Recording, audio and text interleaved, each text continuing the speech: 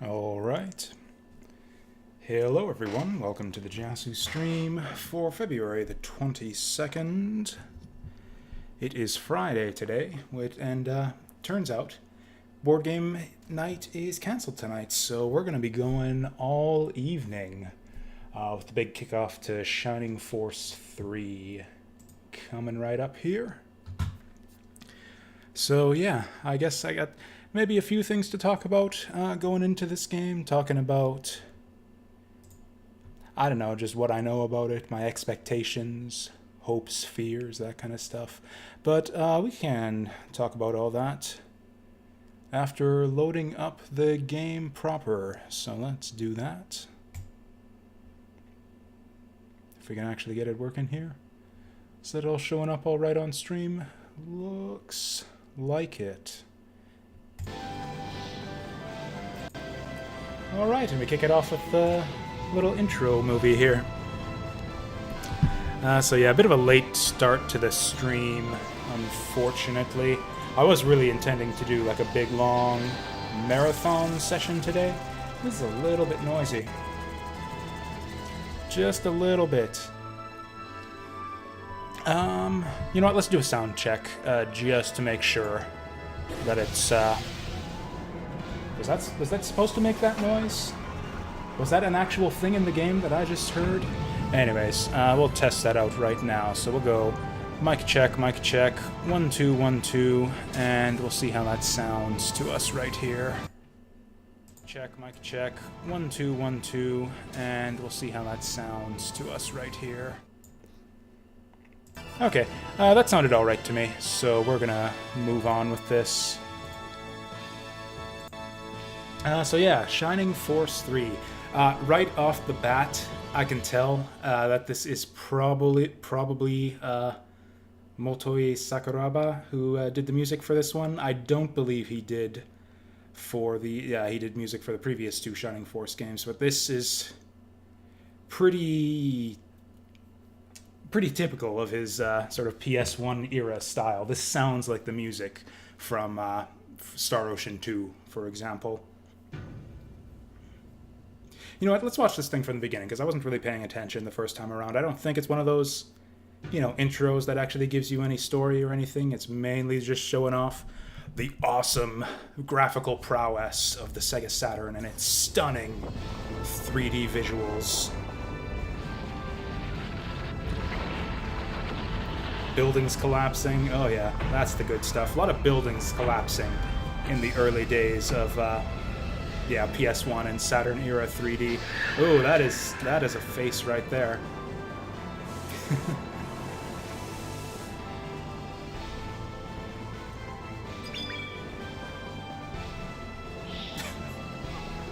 Okay.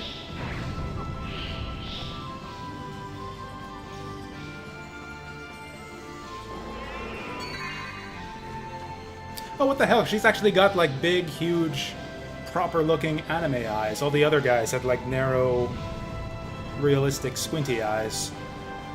Yeah, she looked much better than the two dudes we saw before.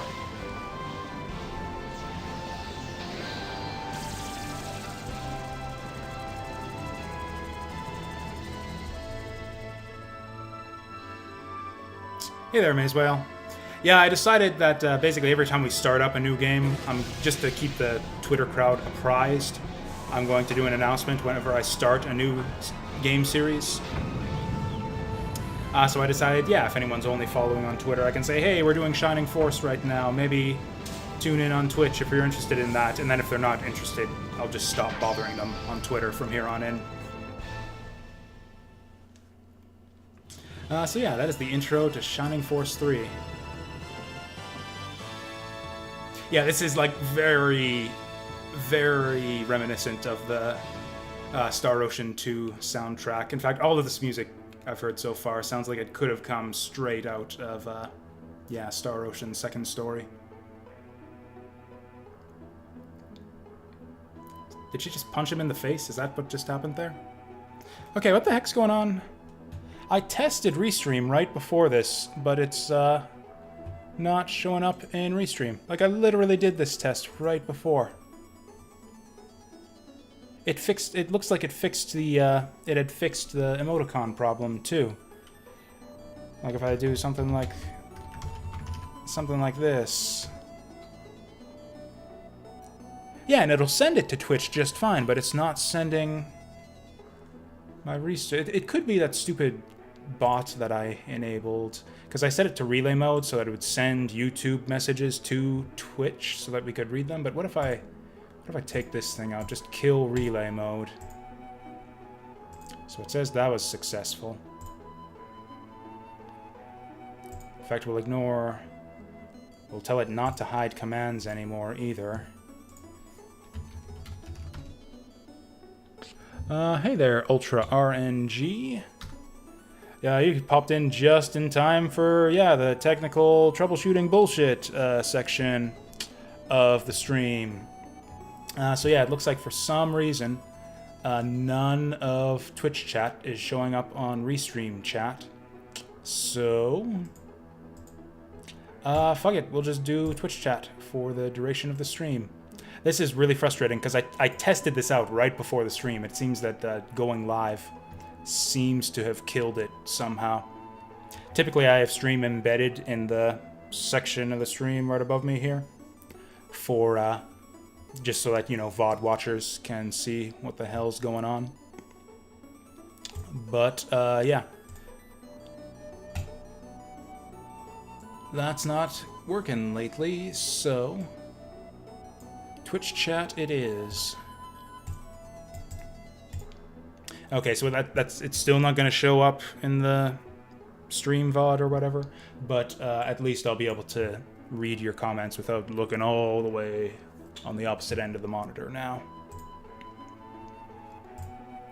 So, yeah, this is what they've... So, maybe just to get a few things out of the way, this is going to be a blind playthrough. I've never played Shining Force 3 before. I've never actually played a Sega Saturn game before, really.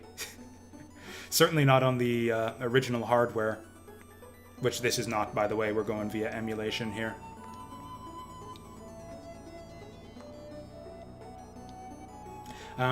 So I did play Shining Force 2 on stream. That was kind of the last big thing that we did, and I played a bit of Shining Force 1 off stream at the same time. Didn't much care for it, so I don't think I'll go back and play Shining Force 1 much more, but I am kind of looking forward to this. Shining Force 2 was a pretty good time, and I've heard that Shining Force 3 only improves on everything. I can't say I'm convinced that it improved things on the graphical front, but I'm pretty sure that the rest of the game doesn't like this. Doesn't look like this. This is, yeah, pretty reminiscent of, like, the most hideous bits of early PS1 and 64 Saturn, early 32-bit era 3D. I guess we're gonna begin, since none of these other options will do anything. Part of the reason why the, oh, did it show stuff showing up on Restream now, or did it show the first one? Anyways, I don't know. I guess maybe you broke it. Yeah, what did show up in Restream chat, anyways? Yeah, I guess that emoticon broke it, or something, I guess. Yeah, you broke Restream chat somehow. Good job.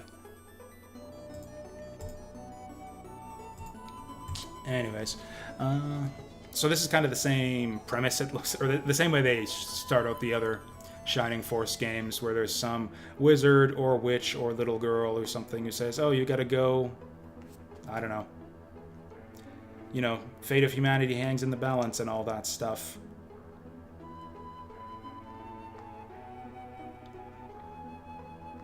I don't know exactly what, like, so, like, this was a bit of fourth wall breaking here. He is talking directly to us, the player. I'm not exactly sure what role we're meant to play in the story. I guess we're actually, within the context of the sort of fiction they're setting up here, we are actually controlling the actions of the characters in the game, which is a bit of weird metafiction nonsense.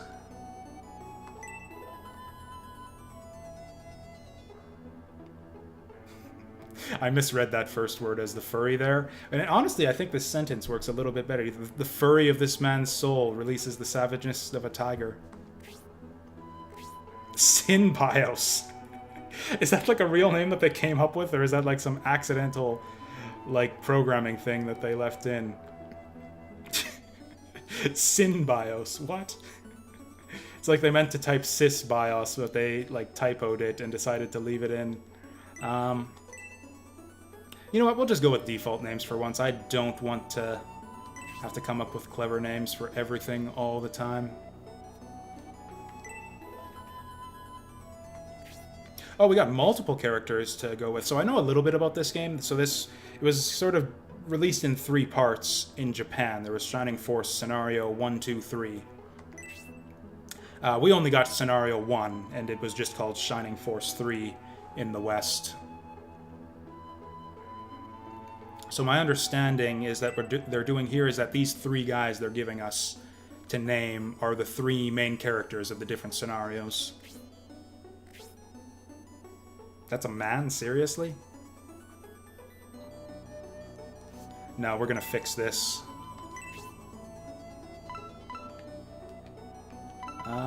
If we can, how do I move forward? Whatever.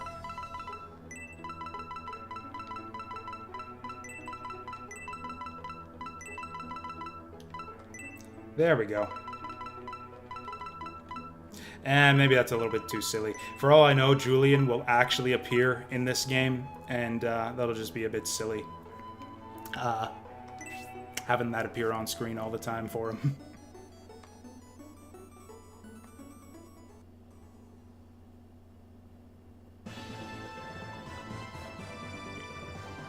Oh, we divide the game into chapters this time. I'm not rewriting anything, I just calls them like I sees them.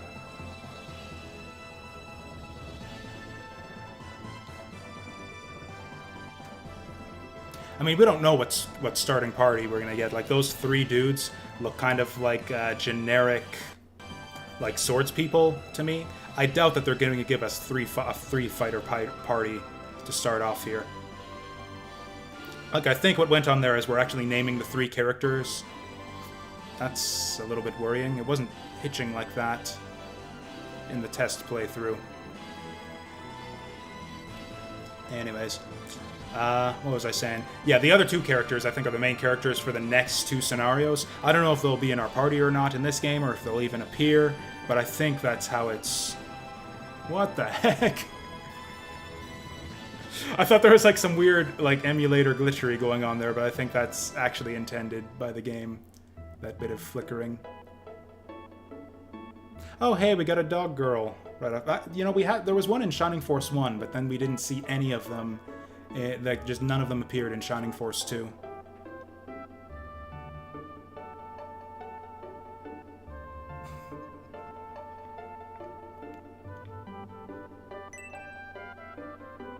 Man, I remember when games used to look like this, and I kind of didn't mind it, and I kind of still don't, to be honest. Like, it's a bit reminiscent of the graphical style of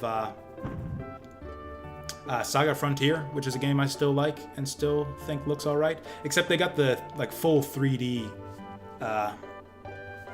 like, it's got a fully 3D world instead of pre-rendered backgrounds. So she's, what, trying to peek in? Wait, she can just go in the house? Is she, like, is she a thief? Are you listening, Dantares? No, we weren't even... I wasn't even here, dude. I was like a floating disembodied camera looking at cute girls outside the mansion. That guy looks like a bad guy.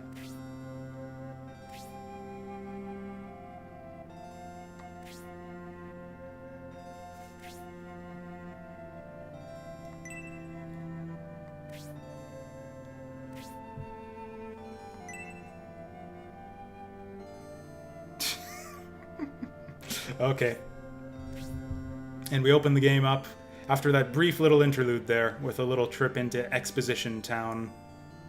This is the mayor of Exposition Town right here, just telling us all of the political situation that's going on in the game. Dumping a little backstory on us. Yeah, I gotta say, this kind of conversation here, this plot, is not the kind of thing I would expect from this type of graphic style. Mind you, like I said, this is kind of just how games looked back in those days. Before, like, full, like, 3D, like, polygons and everything just took over everything after the advent of FF7.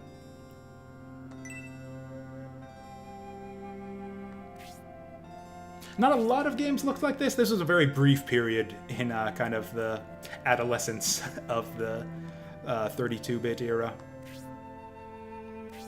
Yeah, Star Ocean kind of looks like this, only with better sprite work. Saga Frontier looks a little bit like this, only with better sprite work.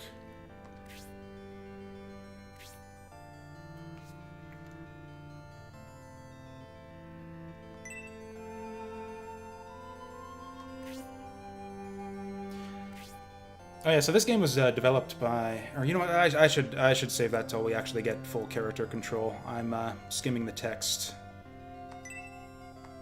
It's gonna be hard to pay attention to take in the drama here when I'm talking about the history of Camelot software planning or whatever.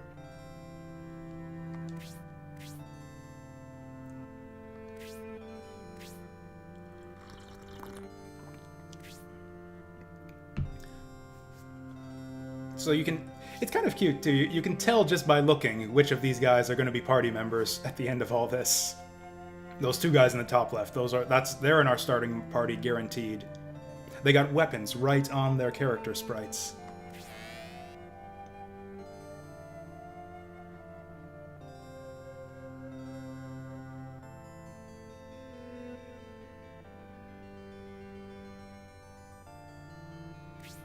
Oh, I think this is our HQ guy. I saw him in the manual. I actually read the manual for this game this time around. As far as I can tell,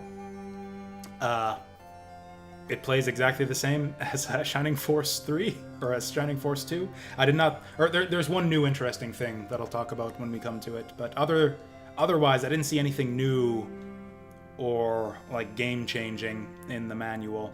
It seems to be pretty much the same stuff as Shining Force 2. Oh, there was a funny line in the manual, too, about... I can't remember exactly. They basically sort of made reference to the main character not saying anything. In fact, I've actually got the manual up right here. I'm going to read that out right now, because I thought it was the funniest way to... the funniest excuse to have a mute main character that I'd ever seen.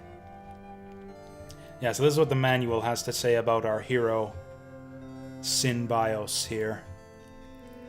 Deeds not words is this valiant young swordsman's unspoken policy. And of course it would be unspoken because he never says anything. I don't know what it is. That's like the funniest way I've ever heard that described. It says I've got 2 notifications on Twitch here. Holy shit! How many people we got? Okay. It says we've only got 2 viewers, but whatever. Apparently I just completed the path to affiliate as of this stream. Good job, guys. We did it. Anyways. Yeah, I just found that line very cute. Deeds not words is his unspoken motto. Wow, this is a big expedition dump. Like, I think we've already got a more involved plot in this game than, like, the entirety of Shining Force 1 and 2.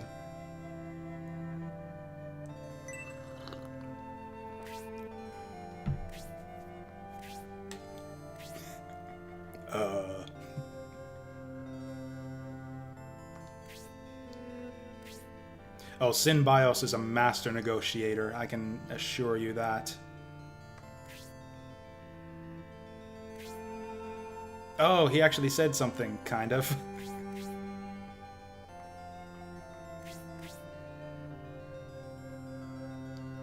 So is this guy supposed to be some kind of weird fantasy race, or is he just really ugly?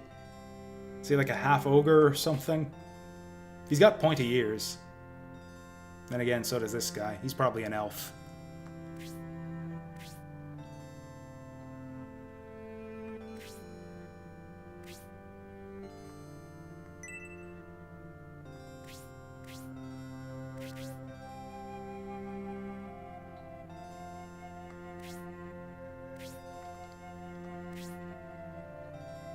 Pagans? Do we have an official, like, state religion or something? A pagan cult. Are we holy knights? Are we gonna carry out an inquisition here? Oh yeah, he actually basically just, again, just kind of summarizing things for us.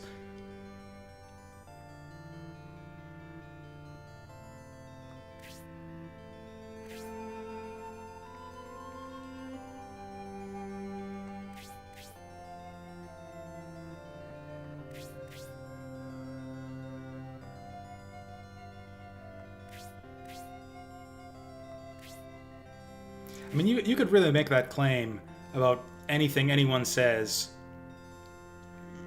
It's like, yeah, Mazewale here, he says congratulations for getting affiliate, but what if his motives are somewhat more sinister?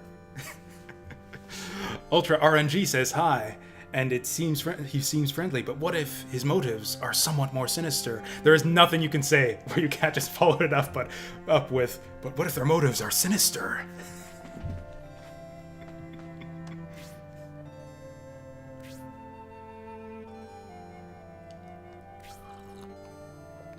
I like this hideous orc man.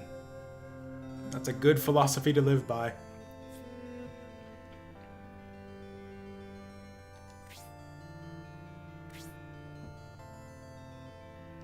Yes, let's stop talking. I want to hit stuff with my sword already.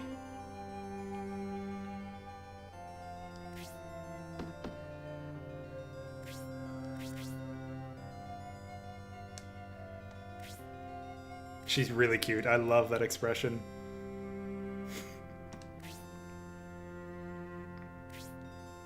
Why was she looking in the window if she had official business with this message or whatever anyways? The way they handled that opening scene, or like peeking in the window and then barging through the front door, made it look like she was gonna rob the place or something. Oh, she's definitely a party member.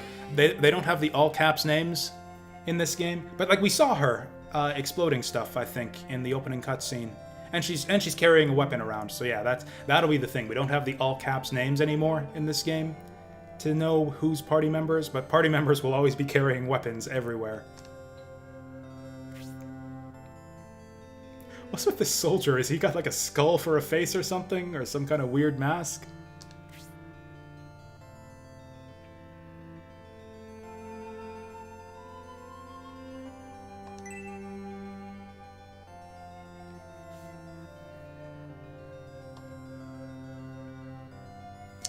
Yeah, I don't know about that. I scoped out the character list in this game. Oh, also, it looks like our messages are displaying on Restream now. That's rather good. I don't know what...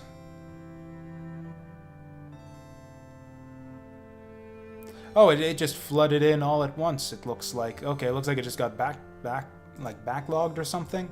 But yeah, everything seems to be up there now.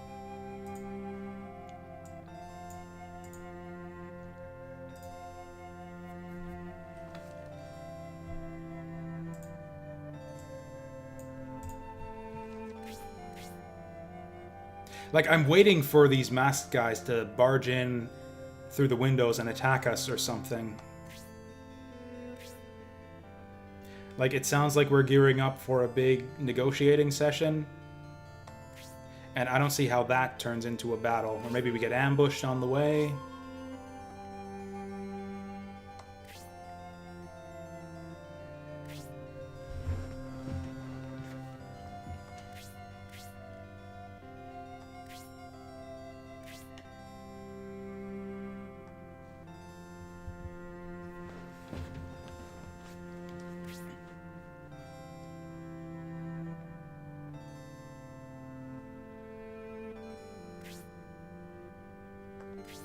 Does it involve stabbing something?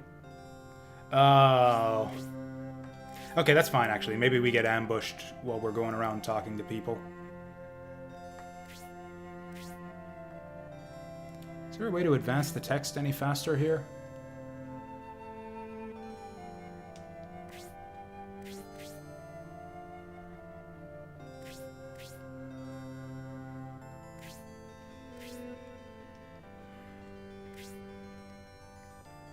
I can hold down the button to make the text disappear as soon as it finishes, but I don't see any way to scroll it faster. Oh, you got the good ending, so you fought the other guy and got the good ending?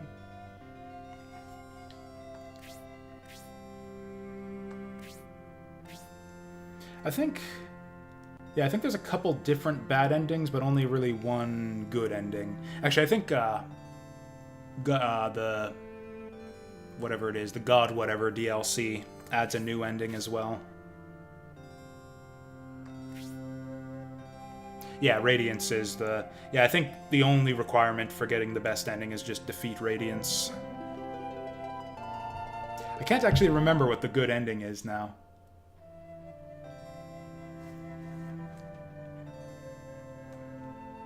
I think you, like, Hollow Knight, or the Knight, I guess is what they call the main character, like, dies or something, or returns to the Abyss, and then Hornet is the only real survivor at the end. Godseeker, that was it. Yeah, Godseeker, I think you gotta beat the full boss rush to get the best ending, which I never did. But yeah, I looked at the new ending on YouTube, and I wouldn't exactly call it the new best ending or anything, but it's interesting. Okay, so now that we got actual control, let's talk about stuff.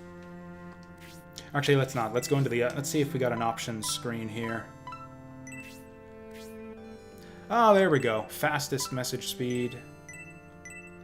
Oh god, why would you turn off shadow? This looks awful. There we go. Oh, we can change the window color.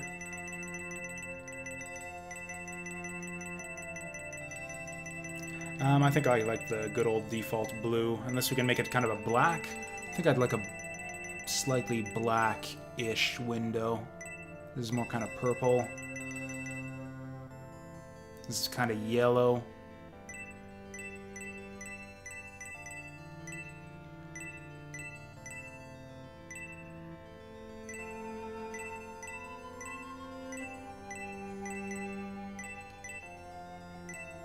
Yeah, I think I like the slightly darker blue. Or what if we take brightness down to 0?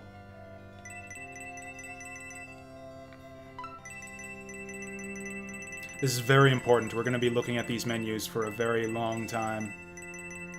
I think I like more transparency and less brightness. What if we go 0 brightness but full transparency? This is actually kind of the look I was going for. Maybe a bit more brightness.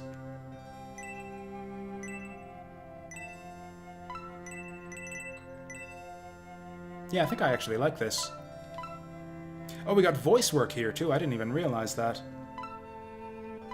Oh, I hope this is like early 32-bit era voice work, like something like Star Ocean 2.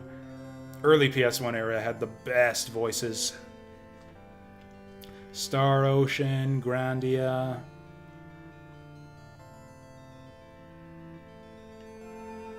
Ooh, Chinese dress girl. That probably means a monk.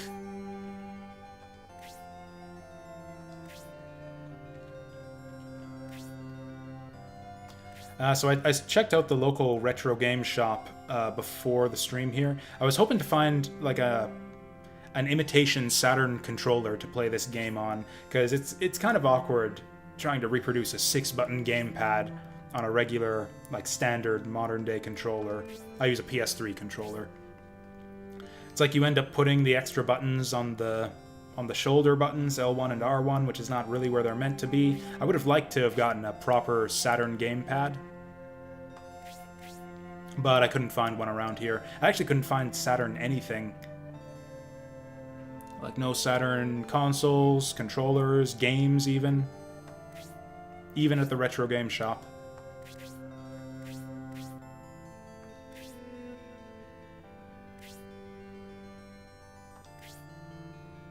Can I advance the text with just the D-pad now? It's really easy to cancel out of these dialogue boxes accidentally.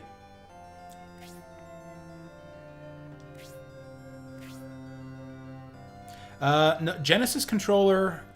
So the Saturn gamepad is basically a Genesis 6-button controller, but with an L and R buttons, which is the problem. This game actually uses all the buttons, and the Genesis 6-button controller doesn't have L and R buttons. There was a variant of the Saturn controller you could get that had an analog stick, but we don't need one for this game. But you do need L and R to rotate the camera.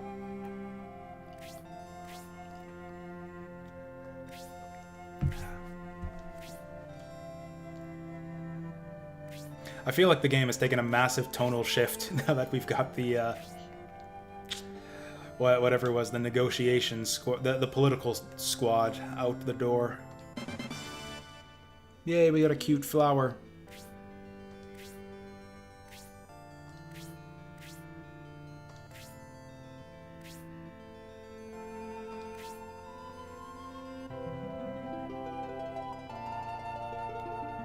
So Mascarin was the elf girl, so she's the magician, and Grace, the deer girl, or mouse girl, dog girl, can't really tell, is our healer.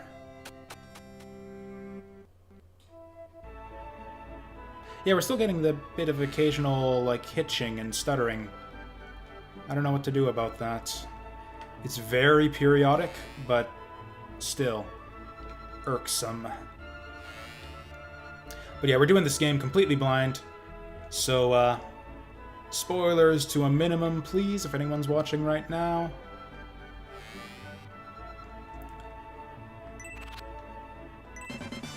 We got a potion. Not quite as good as the item get fanfare from Shining Force 2. What was it again? Da-da-da-da-da-da. Check CPU usage. Performance. CPU usage is at 50%, so we're fine there. We're using... Oh wait, that's internet. Yeah, of course we'll be using a lot of internet, because we're streaming.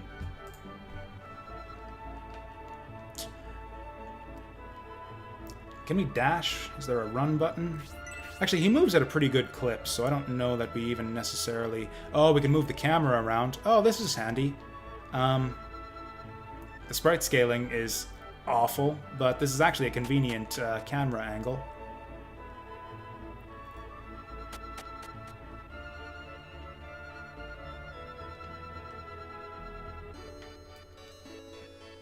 Oh, they got the camera rotation. Oh, there it goes again. Correctly here, too.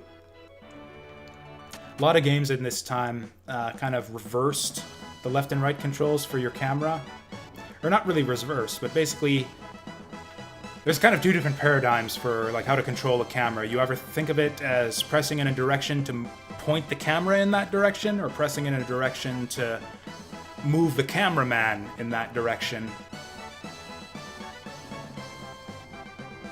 But yeah, this one does it the right way, where you point the camera in that direction, which means that if I press L, I go left, and if I press right, I can go right. So this must be our HQ.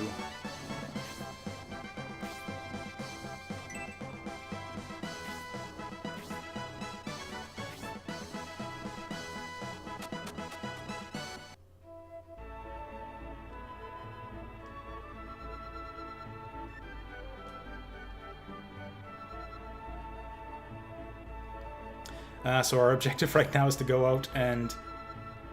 yeah, sure. You look like you could be a party member. Ah, what a coward. We won't allow cowards on the Shining Force.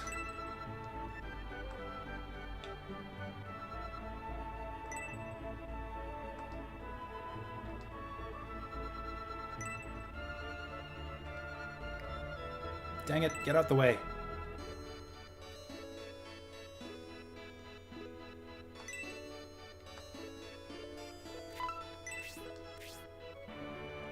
Ooh. Oh, he's got a bow on him. Yep, so weapon plus portrait equals party member. That's the formula for this game. We'll be seeing more of him eventually.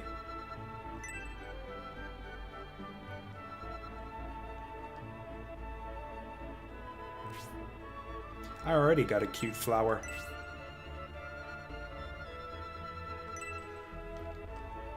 Something about the text scrolling, like, seems weird. Like, I don't know if it's frame rate or something. It just seems... Oh, hey, this guy, too. Wow, he's, like, even more elfy than the other elves we've seen.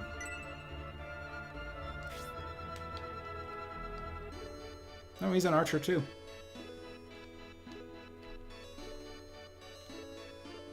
I did have a lot of archers in the party in Shining Force 2. What did we have, like 4 by the end?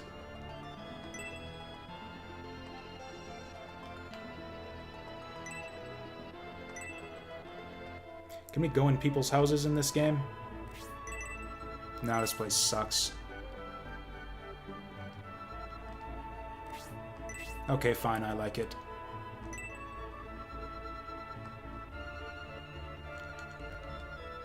Oh, no. Damn it, there it goes again. Yeah, so this is one... So the way it works is, yeah, Shining Force 3 was divided into 3 scenarios in Japan. Scenario 1 was released over here as just Shining Force 3, but the other 2 never came over here. So as far as Westerners are concerned, the story is incomplete. You can find English translations online pretty easily, from what I understand. Oops. Maybe I don't want fast text scrolling. Actually, it's really easy to accidentally cancel out of the dialogue boxes before you're done.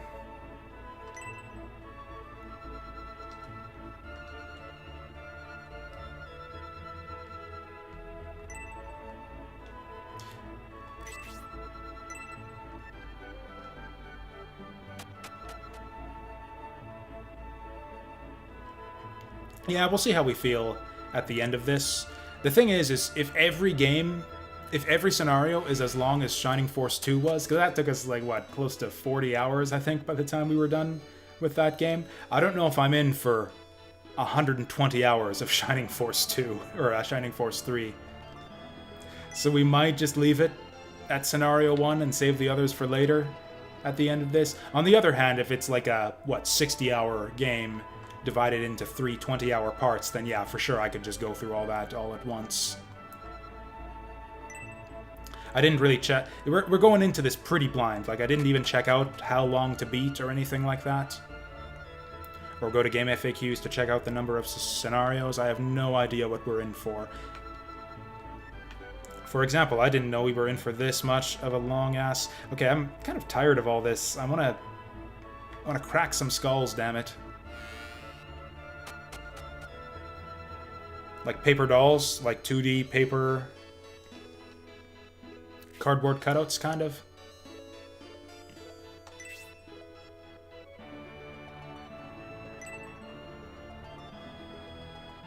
Oh yeah, so I was going to talk a little bit about Camelot software planning. As far as I know, they pretty much just made... Yeah, the fast speed is too slow. This is irritating. Fastest is too fast, but... fast is too slow. We'll stick with fast just because I don't want to miss anything by accident. We were wasting time having it on fastest. Just because I was having to reread text boxes because I kept accidentally skipping them.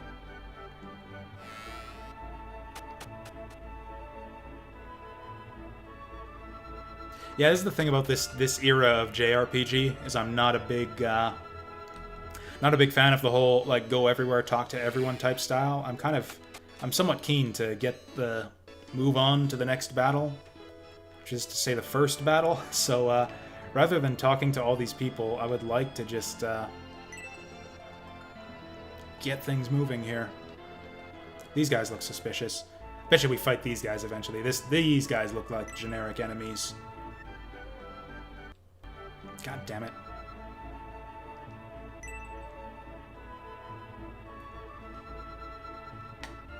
Oh, this looks like a church. We can save our game, at least.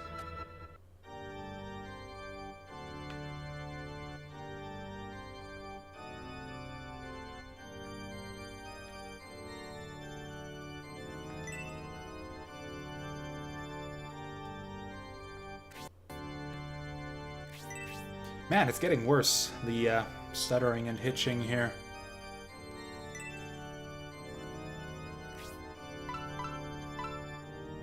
Will he tell me when I can promote? I assume it's just level 20 again.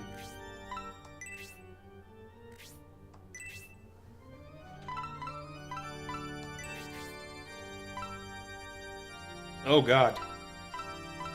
I didn't really realize we were going to have to make hardware choices here. I'll save to the cartridge?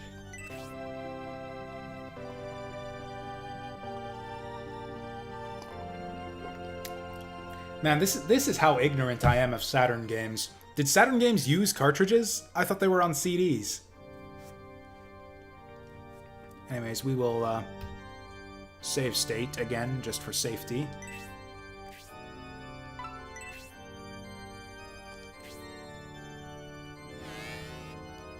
Anyways, Camelot Software Planning. So I haven't played a lot of their games. The one game of theirs that I'm actually the most familiar with is Beyond the Beyond, which was actually released at around this time. It was a very early PS1 game. It generally has a reputation as being one of the worst RPGs on the PS1, possibly of all time. I actually don't think it's that bad. I didn't beat Beyond the Beyond, but I made it pretty far into it as a kid. Don't get me wrong, it is pretty bad, but it's not quite as bad as people say. They also made, the Shining Force series, which I actually wasn't even aware of that connection. And then what was the other one? They made another. Then the other Shining games also, Shining in the Darkness, Shining the Holy Ark.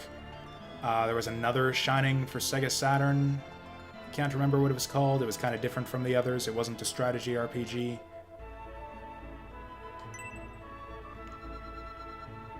It was a series of Game Boy Advance RPGs. Golden Sun. I've heard good things about Golden Sun, but I've not actually played it myself.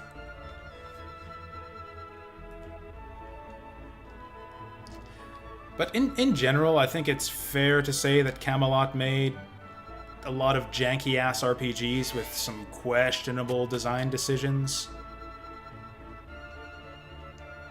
Even after playing, or this is where we came from, even after playing Shining Force, which I think is probably their standout title. I'd say from what I've played of Beyond the Beyond and Shining Force, and from what I've seen of Golden Sun, I'd say Shining Force was kind of their flagship series. And even within here, I'd say, yeah, like I said, janky-ass shit, questionable design decisions. But some good ideas, and they're interesting games. They're always, even if they're questionable but interesting, I guess would be the way I'd describe some of their design decisions. I don't even know how to check the individual utilization of the different cores.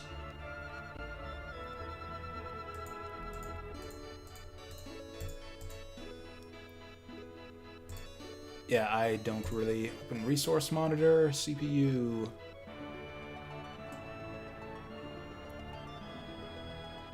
.44% CPU usage, a bunch of numbers that I don't really understand. 105% maximum frequency, I don't know what that means.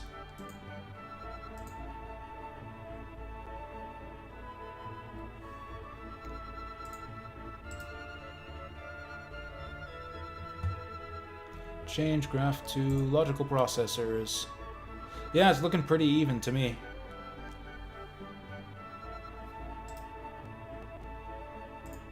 Kernel times.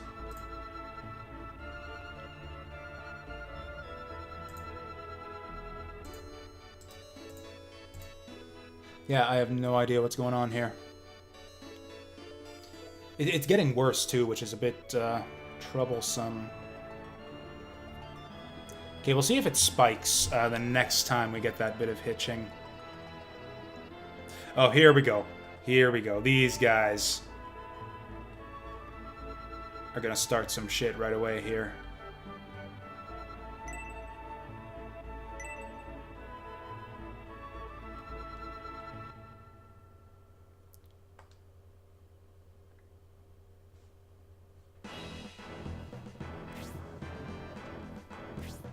It is looking rather grim. I am actually...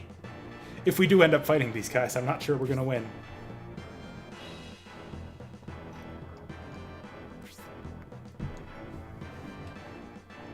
I think she might be... Maybe... I think she's supposed to be like a rat girl.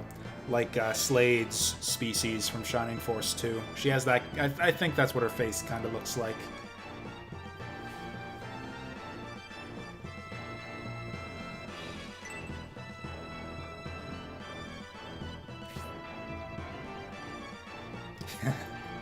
Are you threatening me?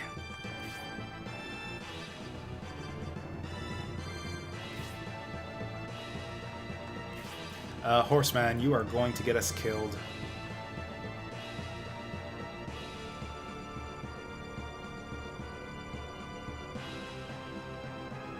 Never mind, it looks like Synbios is fine with that.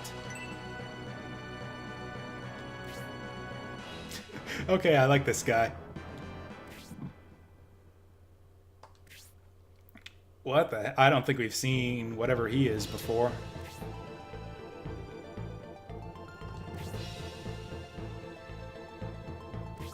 Oh, that's the other guy. That's the other guy that we named at the start. Only we didn't because we kept with the defaults.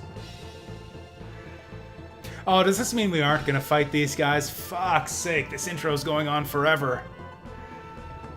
This is actually another thing that's kind of typical of the era.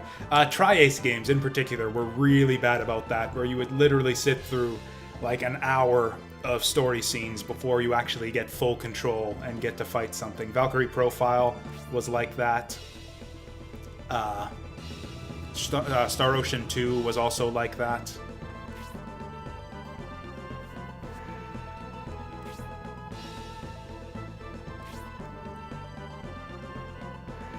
Although those other games though were generally good about giving you some semi-interactive portions to keep you engaged.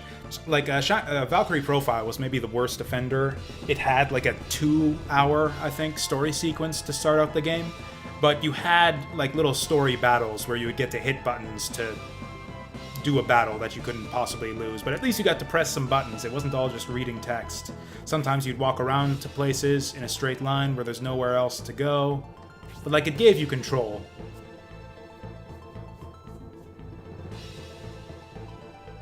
Star Ocean 2 did a similar thing where it gave you an unwinnable battle against like a giant Sasquatch or something. Or no, it was the opposite. You had like a super... it was actually 2 battles. An unwinnable battle with the Sasquatch, and then a battle that you just win against the Sasquatch because you got your laser cannon or whatever. And then he violates the Prime Directive and the thing breaks, then it becomes a fantasy game. Yeah.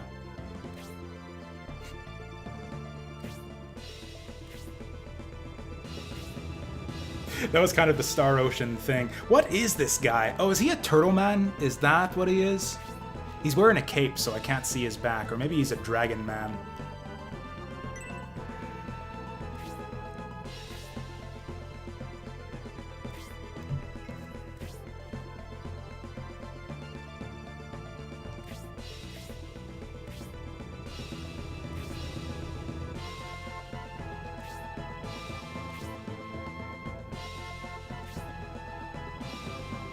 Yeah, that's a good point. What the hell are these guys doing here? Just like walking around in the shady corners and alleyways of this town. Oh, this would be a perfect time. Yes, yes! There is no way that this doesn't result in a fight.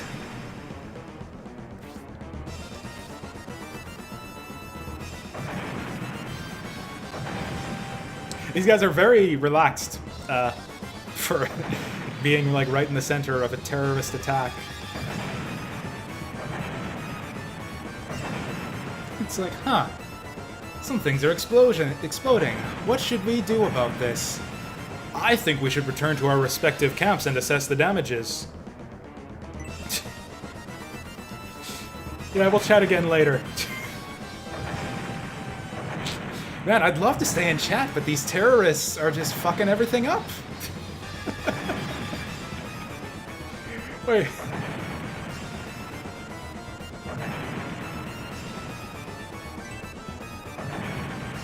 See, this guy seems kind of sensible. It's like, oh my god, explosions, what the fuck?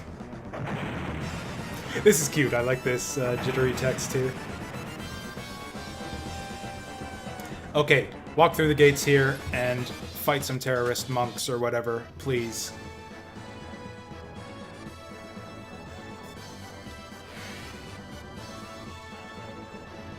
Oh, we got nice big open territory. That's a masked dude. Oh yeah. Oh, look at that. That's our starting formation. There is no way that this doesn't result in a fight.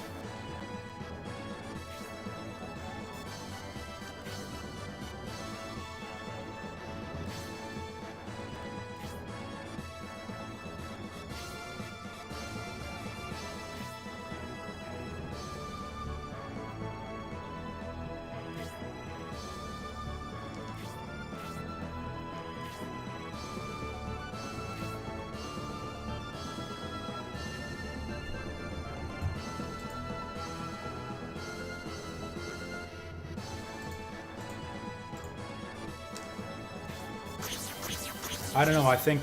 Oh, never mind. I was gonna say, I think we got a numbers advantage on you, but, yeah, that shifted quick. Okay, that was a jitter right there. Yeah, nothing on... No spike in any type of resource usage whenever we get those jumps there. So... Oh, this is interesting.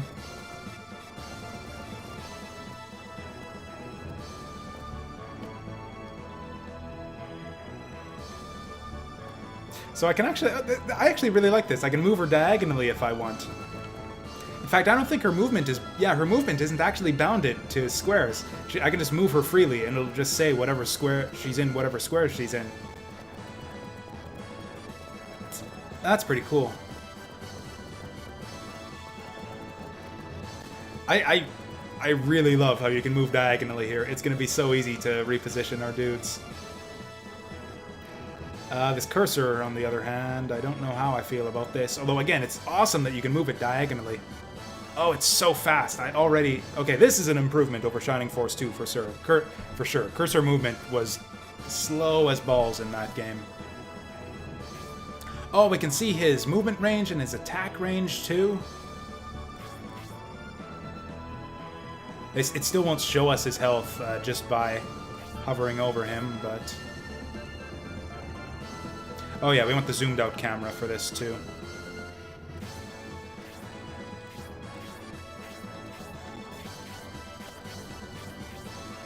Oh, I can toggle between the dudes too. This is beautiful.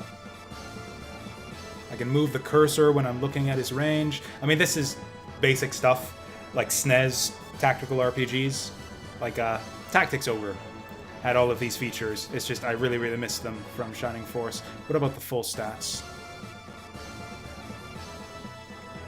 Yeah, I'm just gonna assume this all these stats work the same as they did in the first game. Speed is new. I think that's just movement. I think they just call speed. I think they just call movement speed now. So he's 9-6. Luck. I think luck is new also. Okay, so he's 9-6. Are they... Wait, they've got different HP totals. Or, no, they don't.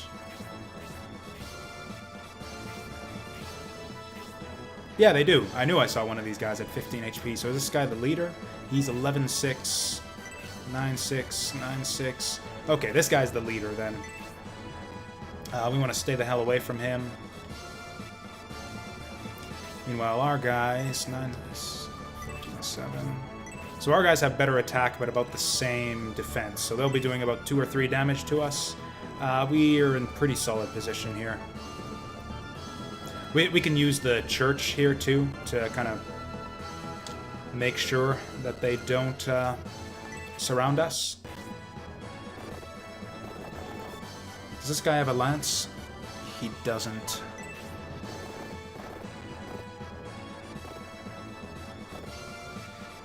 That might be moving up a bit far. You know, well, it's the first fight. It shouldn't be that hard. Now, actually, our hero, Synbios, actually has pretty low defense and HP compared to Centaur, so I think... Yeah, we're not going to put him out front.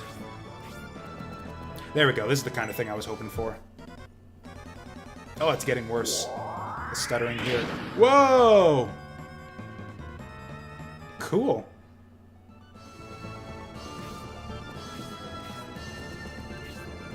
Oh, he's not going for it. Do I just have her heal? So she's got 3 heals this fight. I'm actually going to save it.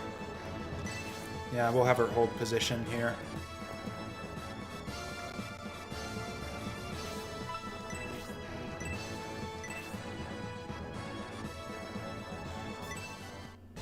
The attack animations? I actually disagree. I think the... Okay, this spell animation is a little bit long, but I think the attack animations are actually swifter than they were in Shining Force 1 and 2. That was actually a little bit overkill. I'm actually not sure I want to go right in on this.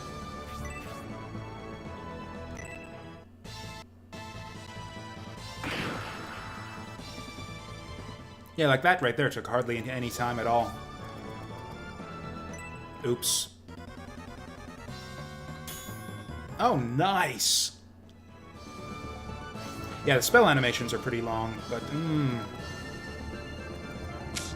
I want to move my hero right out? They could just gang up on him and kill him if that's the way their AI is scripted. What I prefer is to move him right where she is. Oh, we could also take out this guy to deny them an activation. That would also get him some XP, but that puts him right in the thick of it. Hopefully our healer will get it. Ideally, they get like 1 or 2 turns, and then our healer gets a turn. Oh my god, Synbios, you suck! Oh god, we could lose this.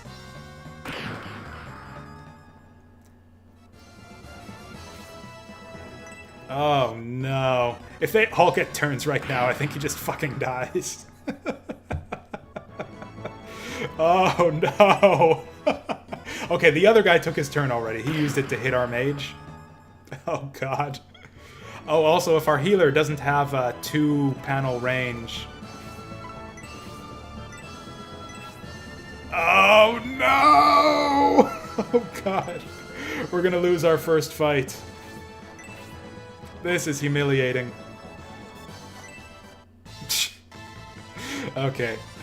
Tactical error on my part.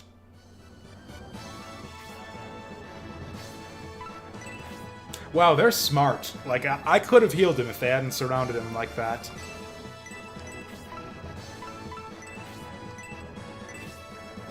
Magic damage is... I think we need to go to deny activations, actually.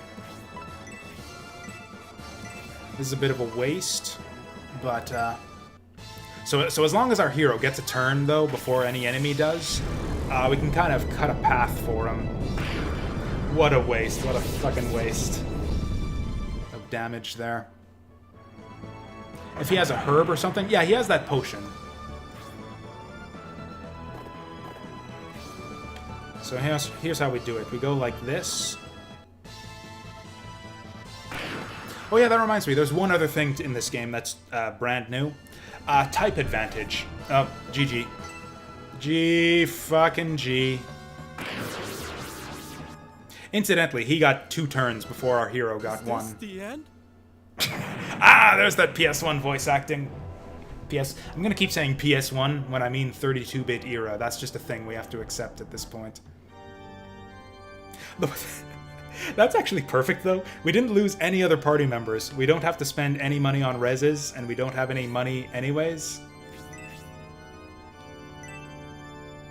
Oh god, do we have to sit through all those scenes again, though? Yeah, no one needs resing. We lost... How much money did we lose? We lost 300G. That's pretty sad. We just got dicked by the turn order there. Like, sure, tactical errors and everything. We also got dicked by the turn order. That guy got 2 turns before we got to Actually, yeah, they got to hit him 5 times in a row, basically, before he got another turn. That is kind of bullshit.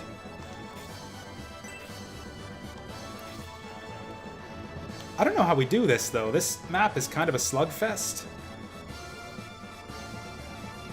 Okay, I think we need to keep things nice and tight here. We'll put Centaur on the outside. Yeah, we'll put her back here. We had kind of the right idea, but we put Centaur on point.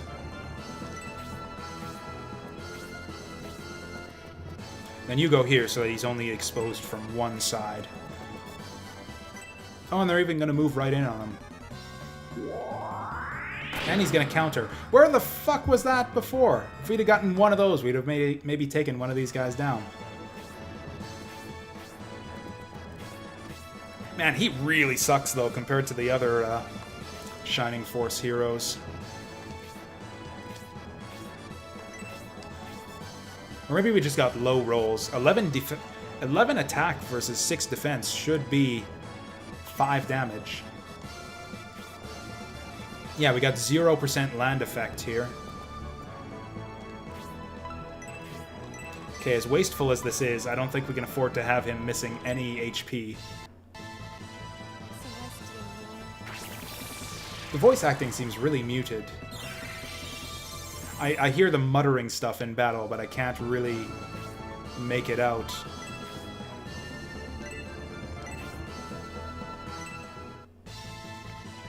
Like, I don't know if we just accept that Sin Bios is going to be useless and try to keep him out of battle, which is the opposite strategy that we had in the last game, or if we just work extra hard to get him last hits and feed him the XP.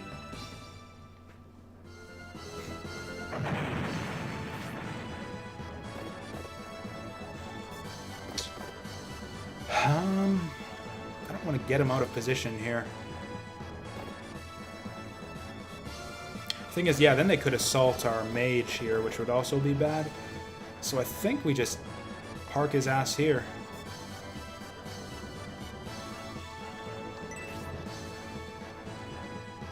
And we'll never kill anything this way, though. Oh yeah, so as far as new stuff, you see when he goes to attack here, that guy's got an exclamation point above his head. That means that he's got a type weakness, so our lance is strong against his sword, I think is the way it works. Yeah, lance beats sword, sword beats axe, axe beats lance, which I think is the exact same type weakness triangle as Fire Emblem. Oh, this has got a 15% land effect. Oh, we want to take advantage of that, for sure. Okay, that's why they're lining up here. Okay, I missed that. And that's the reason why Sin Bios did such shitty damage earlier.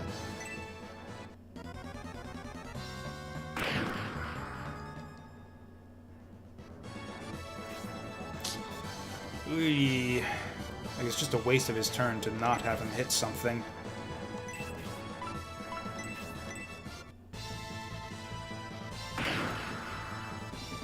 Our mage is just going to take all the kills. She does so much damage.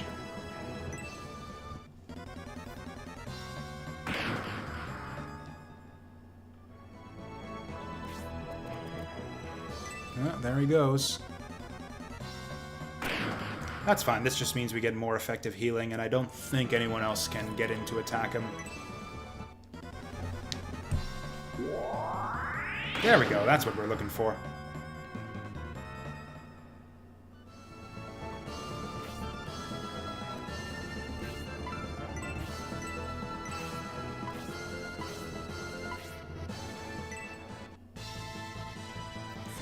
Okay, if the enemies get a bunch of turns all in a row again, I think we still lose here, maybe?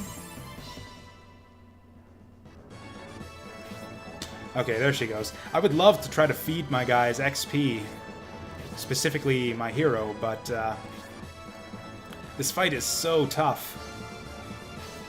Like, we're just outnumbered, is the problem here. There's no...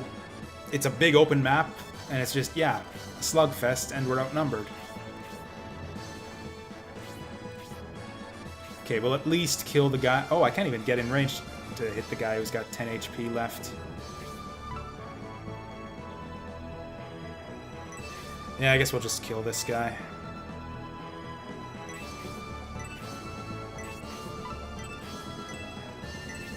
Oh, she's only got 2 casts left.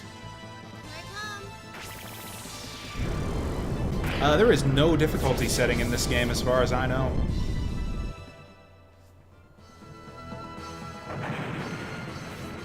Yeah, this is just how it be. Yeah, we need to take away their activation. So we won the fight pretty easily, actually. I don't think there's any way we lose from here, now that we've taken out 3 of them. Now, weirdly enough, I think what we do now is just pass turns and get Synbios 4, Jesus. Yeah, we just pass turns for everyone else and just have Synbios slug it out with these guys to catch up in XP. Get the healer on board to make sure he doesn't go down, which he still could if we get unlucky. Or we could also try to get her a last hit. Oh, she's just out of range.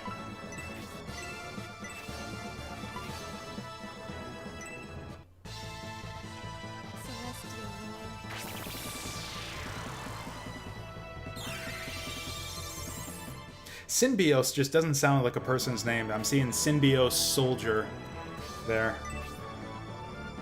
And just thinking like, oh, he's a soldier for the evil nation of Synbios or something. Okay, we'll get her to soften him up a bit, and then we'll get try to feed the last hit to Synbios.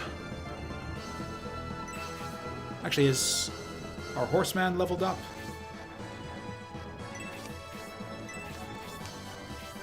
Oh, he actually hasn't, so it's alright for him to make attacks also.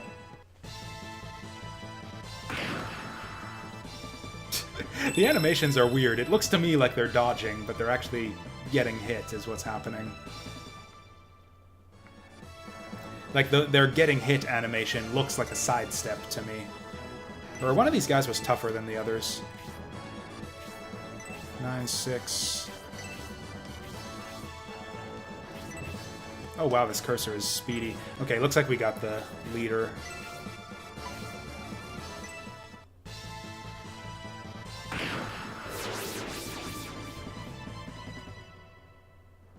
Oh, I wonder if we get to keep the medical herb. Oops. So I don't like this. I wish they would just give it to... Shining Force 2 had a better system than this, where they just give it to you... Or no, Shining Force 2 had a worse system, where we have to spend extra money in the shop, in the deals section to get this. We'll dump the antidote.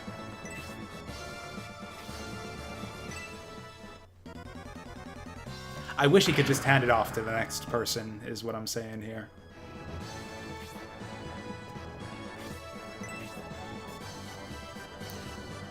Actually, this isn't a bad move, because it's going to be tricky to get her XP, I think, with only 3 heals per fight.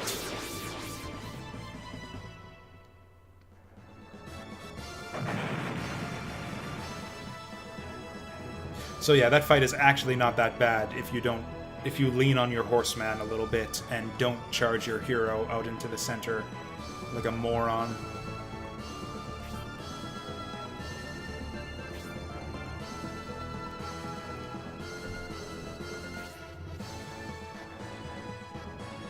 These monks and the troubles. You mean the bombs? You mean the frickin' terrorist threat? That, yeah, set fire to the city and exploded things? You think they might be related?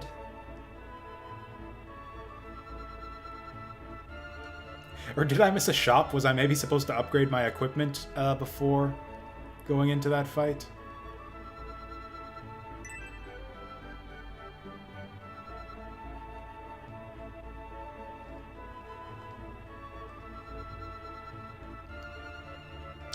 So I guess we go back to the mansion now. Wherever that is.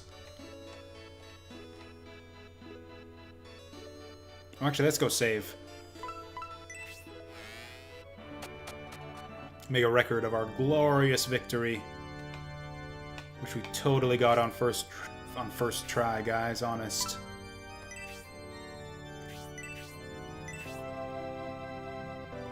I really like the text box effects too, actually. Very, very charming. Definitely making full use of the power of the Sega Saturn. You couldn't do text effects like that on SNES or Genesis. I'm just gonna say the wrong platform for every generation. We're gonna keep calling the Saturn the PS1, and we're gonna keep calling the Genesis the SNES.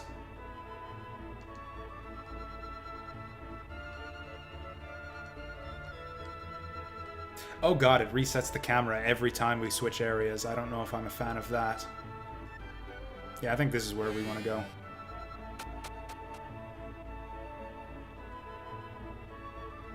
I guess it's not that bad. You just gotta double tap. And then you're back to where you want to be.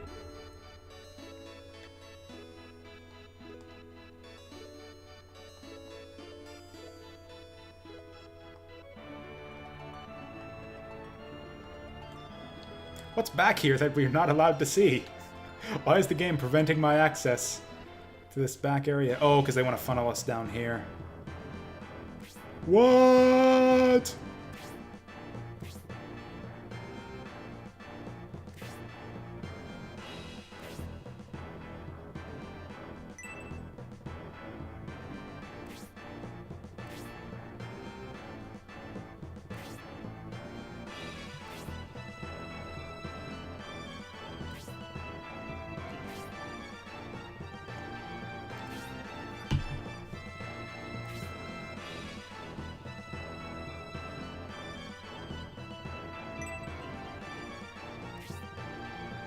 What?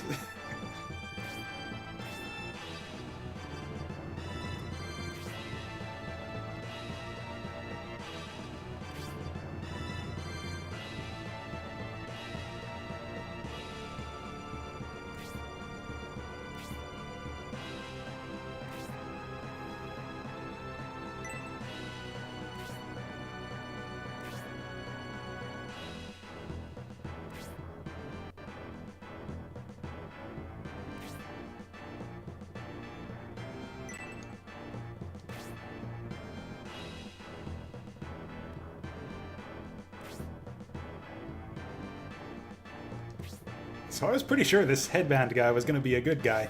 I'm pretty sure they showed his portrait in the manual as like your HQ advisor dude.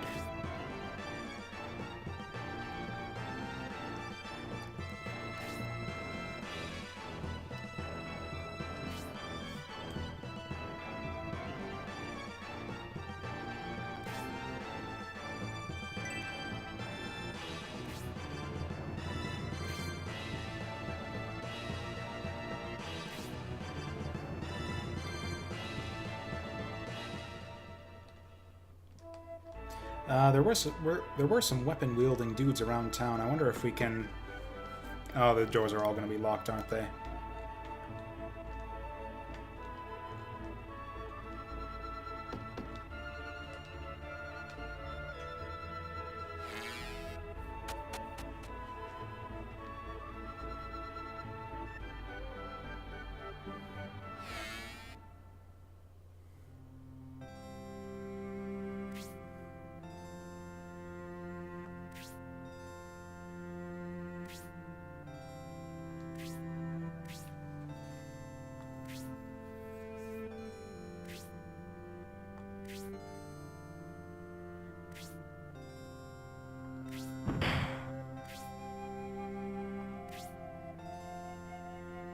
Oh, you know what? His eyes are different now. He had red eyes before. Now his eyes are blue. Oh, was that an imposter earlier?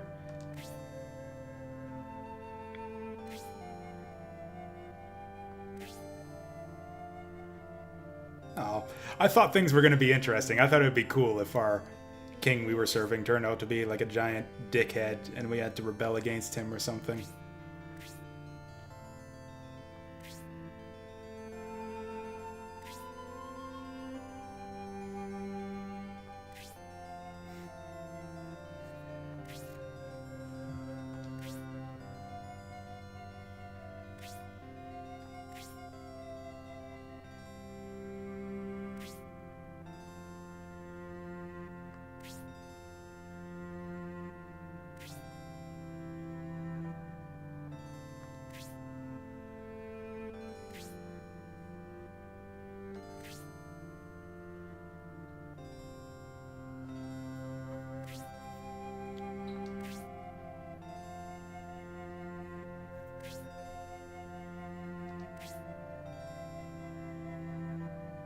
Yeah, he had your red eyes and everything.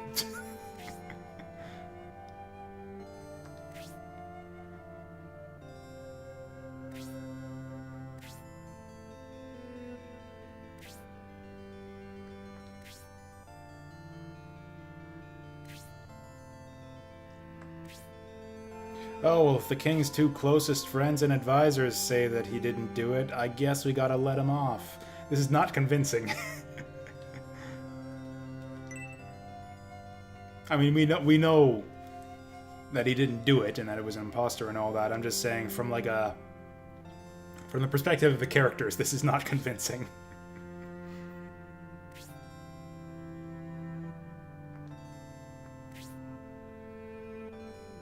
Are they gonna figure it out?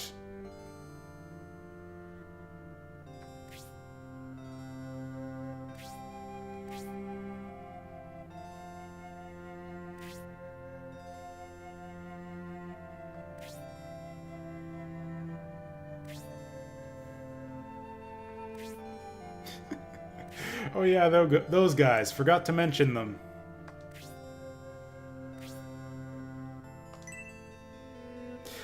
It was a tiny bit more than we could handle, actually. It took us a couple tries to handle that one. This graphic style is actually kind of growing on me. I'm talking mainly about the character portraits are fine. It's the character sprites I'm talking about. It's kind of charming.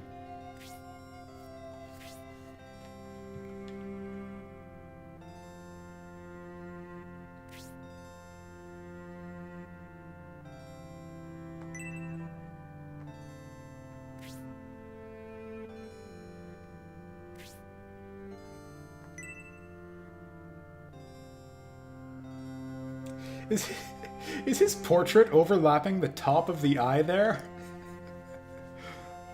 Or do eyes just look weird on this font?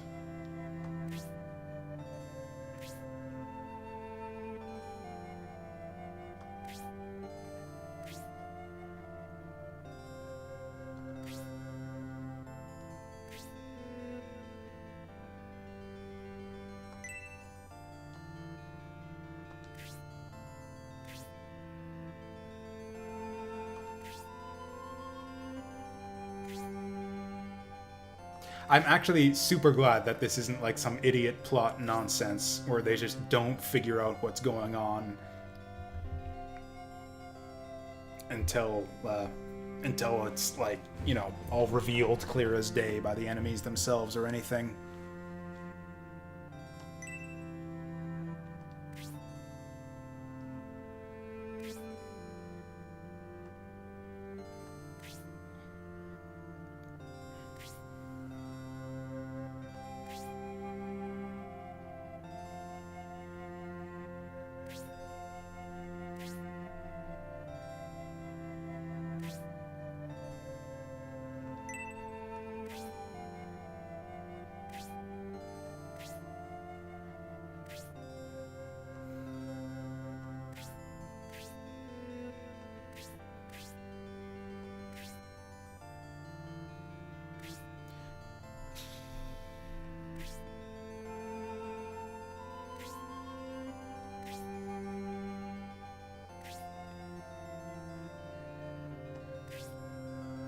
Oh, can we follow those guys?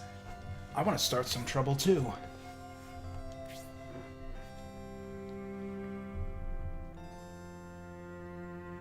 I mean, they got portraits but not weapons, so they're not party members, so I think their lives might be forfeit. There sure is, yeah, a lot of dialogue here compared to the last two games.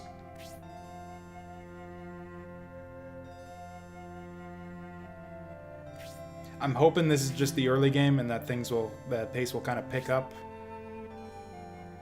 as we go forward, but I don't know.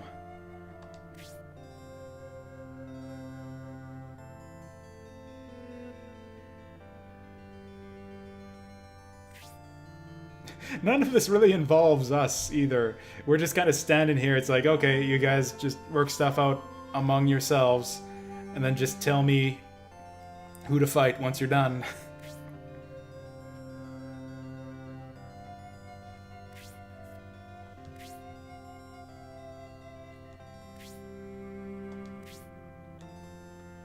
Okay, so it's like I thought then. He is going to be our HQ guy.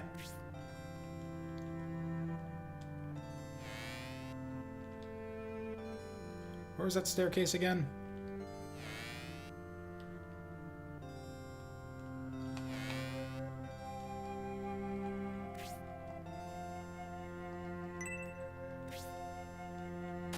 Ooh, the docking pier.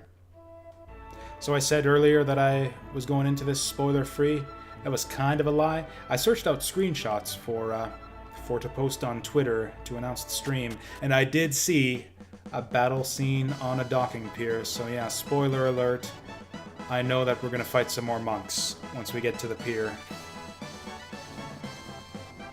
Oh hey, they actually have new things to say as the story progresses. That's great.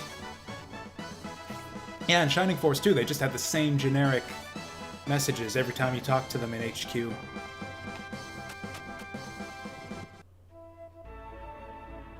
So on the one hand, I am keen to get to the next battle ASAP. On the other hand, there were dudes with portraits and weapons. And I don't want to miss anyone. I know that there are missable characters in this game.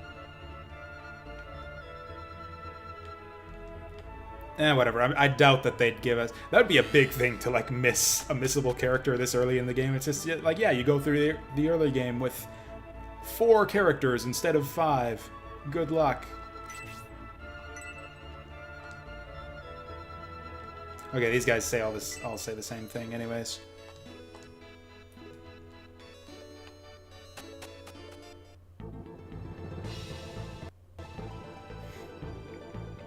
Yeah, after the stream today, I think I'm going to check out what's up with that, all the stuttering and hitching.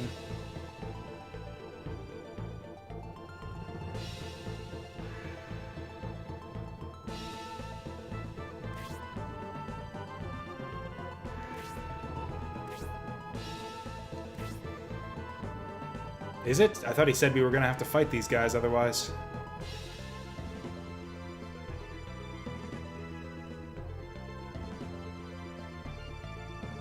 Oh, there they are. Those are the guys I was looking for.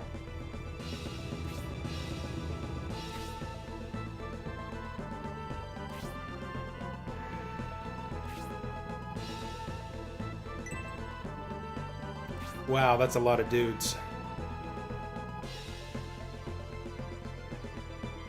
Like, sure, it looks like we're getting 2 archers, but this might be beyond our dude capacity right now.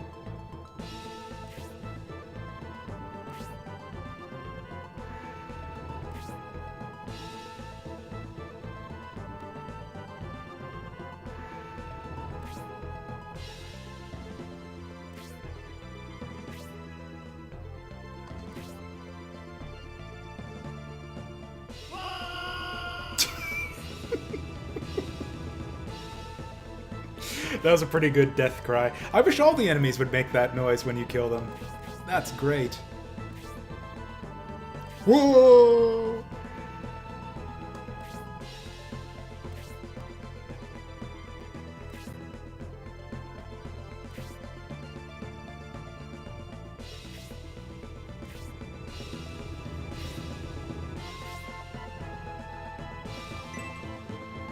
Oh my god, just shoot arrows at him already, please. Good, yes. Silence us. Silence everyone. Silence all of this. Take after Synbios' example. Deeds, not words.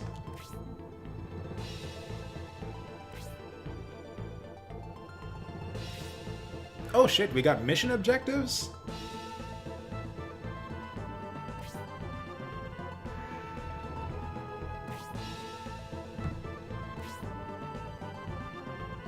Oh, so he's not even going to be a party member.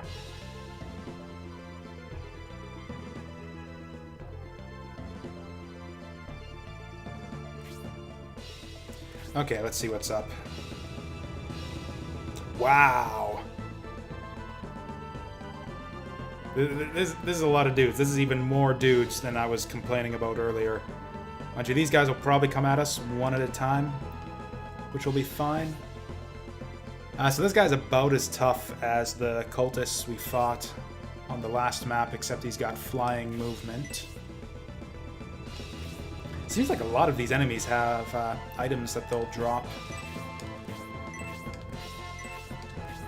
Or are those items that they'll use? Oh, these guys actually have stats too. I thought they were just like decorative, like just decoration, just like some of the NPCs you saw on the maps in Shining Force 2. So if I know my herbs, that is an antidote that the bat has there. So they probably poison you, so that kind of makes sense. The bat poisons you, and then you kill it, and it gives you an antidote. Do I have control over these guys, or are these guests? If these are guests, we might be in a bit of a sticky situation here. So we're probably not going to have to fight these guys. These guys are probably going to fuck off after like the first turn or so. So let's actually check out how far these guys can move. So between the two of them...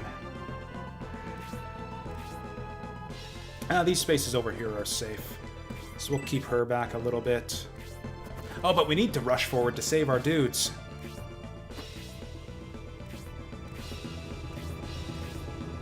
Ooh, they're not coming in on us. Okay, we'll charge right in to lure the bats out. I don't think they can double team him if he goes over there. Yeah, we're fine. So we get each of them to lure out each of the bats. Oh, they are guests. That's not great. We should have been charging in right from turn 1. Ooh, I don't know. I don't know if we can save these guys. No, retreat!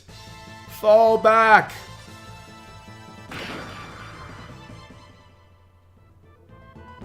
Or if you insist on attacking, don't fucking stand there. Oh, this is not good. Hey there, Sand Knight. Yep, glad you could drop by to, see some Shining Force 3. This game looks tough. Like, I'm glad there isn't, like, a super difficulty in this game, because I would have been dumb enough to enable it, and, things are looking stupid tough already. Okay, I think we can stay out of the line of fire if we stick her up here.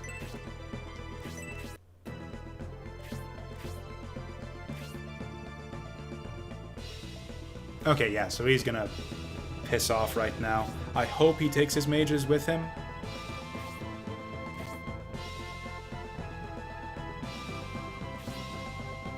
Oh, good.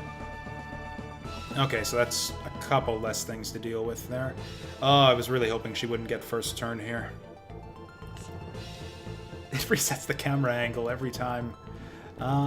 She might actually be safe there. Oh yeah, she is too. Beautiful. Okay, so we get our melee fighters to kind of body block for the mages, keep them in the center, then we'll just charge up the field.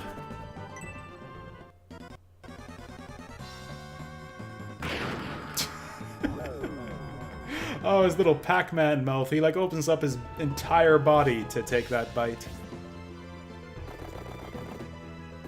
I think I'm actually going to charge him right up with the archers, and we'll leave these guys back here to deal with the bats. This is a bit risky, but I think this is how we got to do it.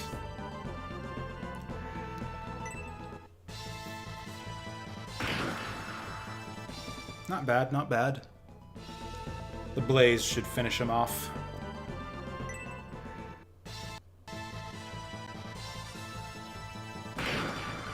Ooh. Actually, maybe these guys can handle themselves. mean, assume if Garrosh had not decided to stand his stupid fucking ass right there, we would maybe have been alright.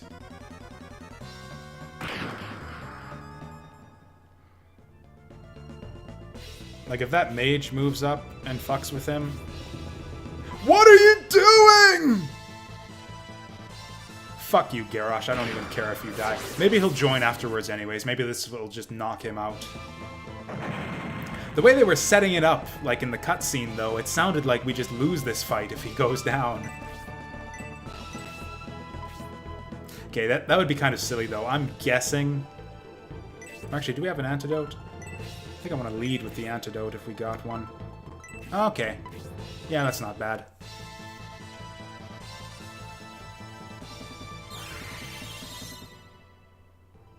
Because, yeah, he can still take one more hit, and then we can heal him.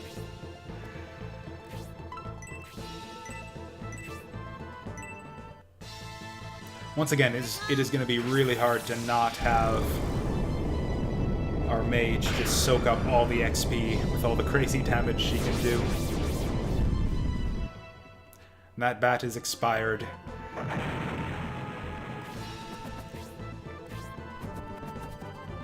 There we go, that's what we want.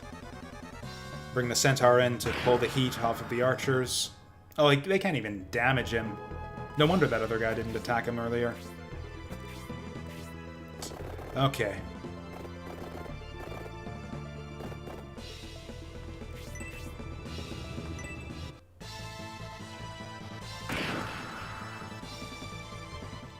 Yeah, with his lance, he's got a type advantage against the, Oh, hey. That's handy. Once again, just because of the way the turn order shakes out and the damage numbers, he's never going to get a last hit. It's just he goes first to soften him up, and then someone else gets the killing blow. Oh, he didn't even get experience for that. Okay, good. He's just stupid then. He could have killed that other guy if he wanted to. Oh wow, this is actually working out better than I thought it would. They're actually taking the bait. Unfortunately, there's only one space of bait left, so I think... Nope, there he goes. Beautiful. He might actually survive this.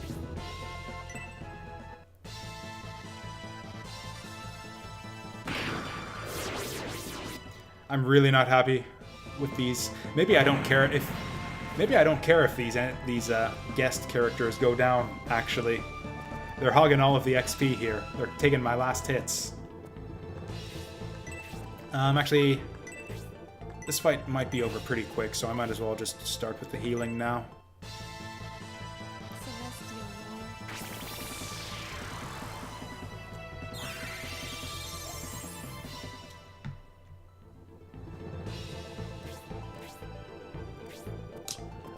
She can't get in range to squat, so I guess we'll keep her away from the bat.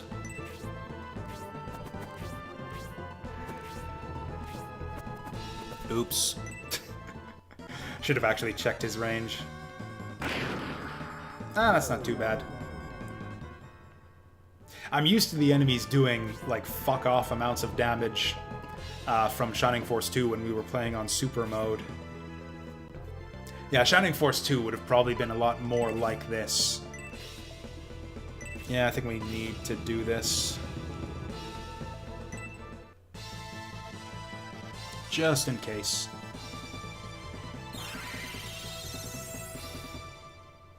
Oh, hey, you actually get a little bit of experience for healing dudes this time around. Who do we want to hit?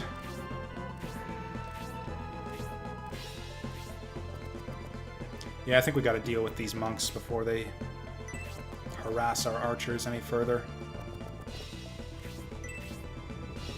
Yeah, the bat's actually not that threatening. I think Centaur might even be able to one-shot him.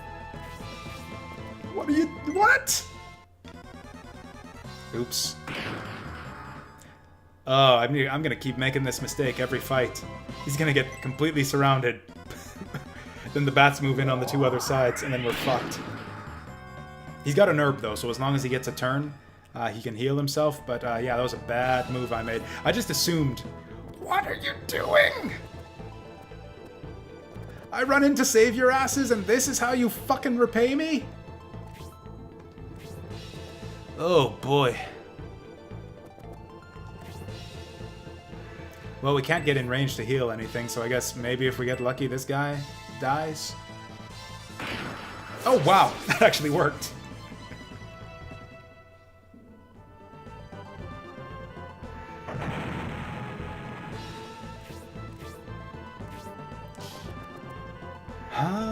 Okay. Oh, actually, she can do it from 2 panels away. It's kind of tricky to gauge distance.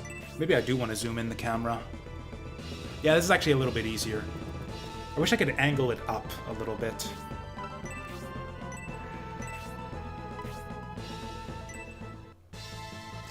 So this is 10 points of damage with a 1 damage swing. This might one-shot him. Hey! Everything's coming up, Millhouse. This fight actually is going pretty well for us so far. I was really worried at the outset. I'm actually still pretty worried. This is pretty worrisome. I used up frickin' Dantares' healing herb already, too. Oh, no.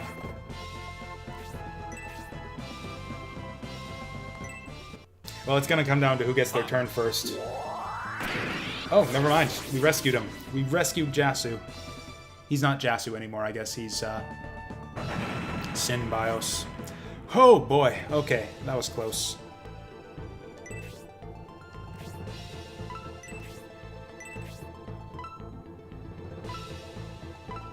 Actually, a regular medical herb will be fine here. Okay, we've stabilized things at this point. I don't see any way we lose this fight as long as we don't do anything super idiotic. So I think we can try to focus on who gets the XP from here on in. I'm gonna try to feed last hits to Jasu and Grace if we can. Actually, she kind of needs to heal herself. Oh, she doesn't have an antidote, though.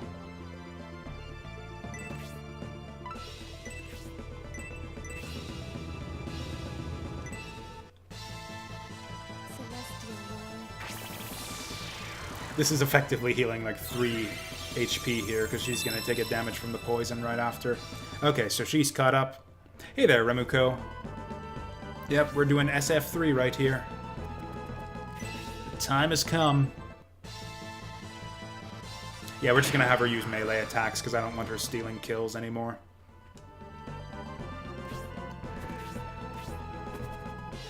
I think not Chester might be still at level 1 too, so we can even give him this kill. I should probably actually learn the characters' names here. Oh, he is level 2. In that case, I think we just have him sit around and do nothing. Oh, we can climb on top of the boxes. Oh, we're actually full 3D here too, that's right. That's right, we've like moved up a console generation. Elevation is a thing now.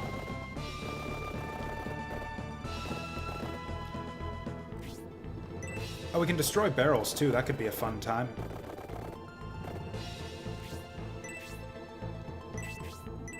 Actually, I should check what spells this guy has. If he knows that Blaze attack, he knows Tornado.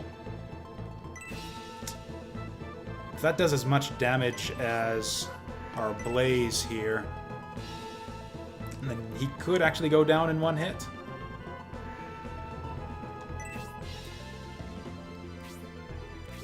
Oh yeah, that reminds me. This is a new thing. Where is it? Yeah, so we check our status here. Oh, we got like a detailed status screen here too. I love this. We got a friendship stat. So yeah, again, kind of similar to Shining Force. They cribbed a lot of stuff from, or Shining Force, Fire Emblem. Another thing they kind of stole from Fire Emblem. They stole the weapon triangle with the lance, axe, sword thing. They've also got the friendship system where you can sort of increase your relationship with your allies to get special effects in battle. I don't know, this actually seems pretty easy so far. Things were dicey for a second there. I'm just gonna have him... Oh, hey, we can talk in the middle of battle. What? Is this gonna take up his turn?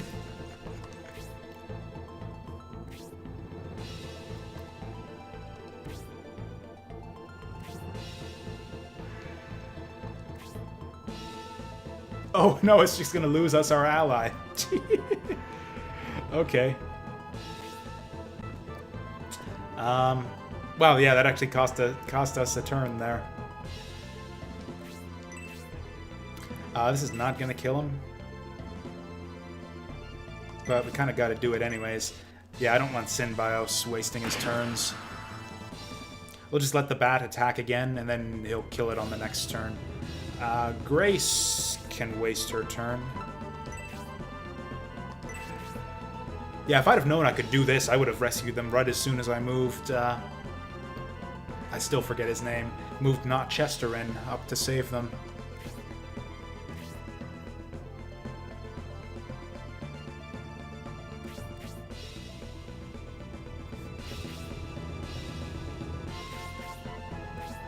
That's not really the case anymore. We were really at a big disadvantage at the start, but kind of stabilized now.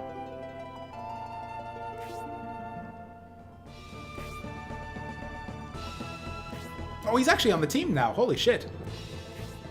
That other guy just kind of fucked off. Like some kind of jerk.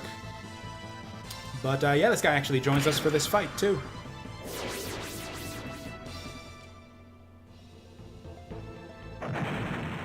And he's at level 1, so it's fine if he gets kills at the start here. Oh, we got a 30% land effect on the sides. That's pretty handy.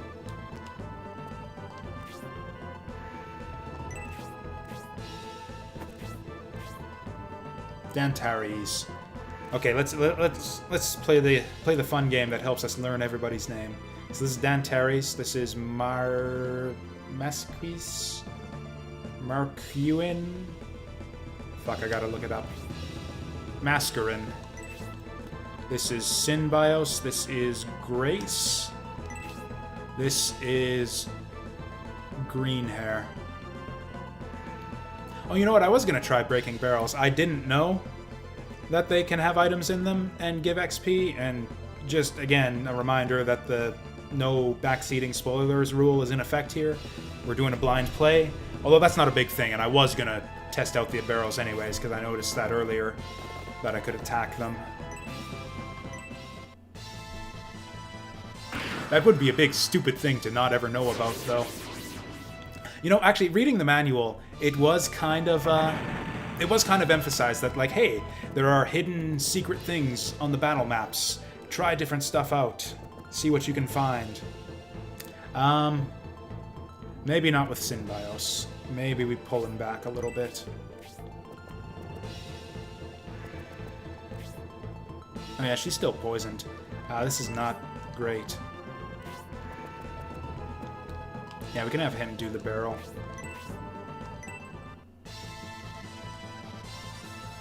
I love how we get the big epic, the epic combat music too for the barrel.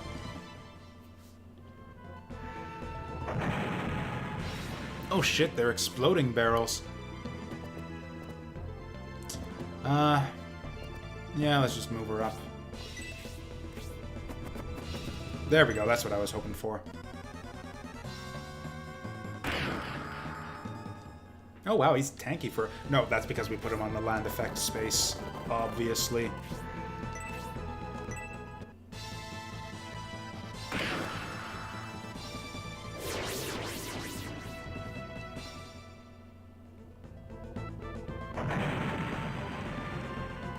Dang it, freaking Synbios always gets the first attack against these guys. Which means he never gets the kill. He can't even kill this guy in 2 shots. Man, yeah, he really sucks compared to previous Shining Force heroes. I relied heavily on my hero unit in the first 2 Shining Force games. It looks like that might not work this time around.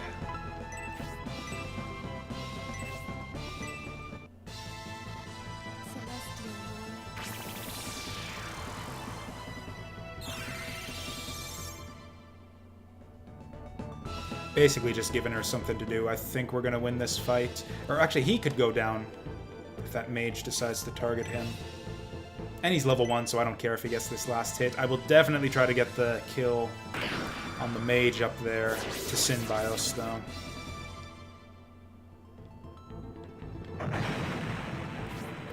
Here he comes. So he's got 2 range. What kind of damage does he do? If it's as nasty as Blaze, we could be in some trouble. We're fine.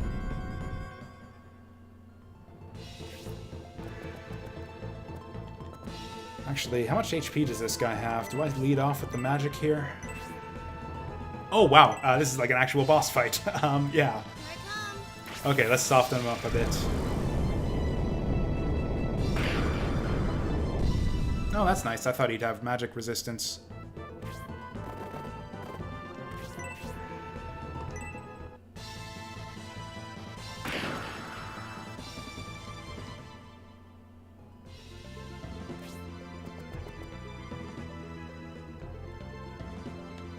We'll actually keep him back a bit so that he's closer to Grace.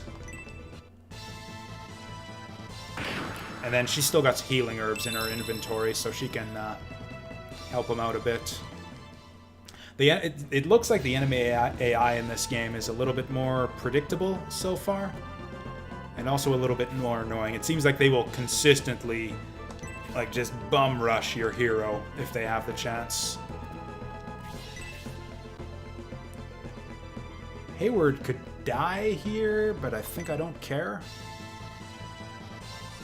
I think he's on the verge of a level up, so... Okay, now we basically got our choice for who to give the kill to here. I think this is like 5 damage with a 1 damage swing, so we could go down. Oh no, we're fine. Oh, he's facing backwards at the end of it. That's cute.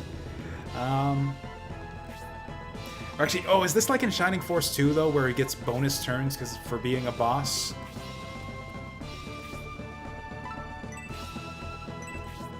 Okay, we got medical herbs to spare, though, so we can do this just to be safe.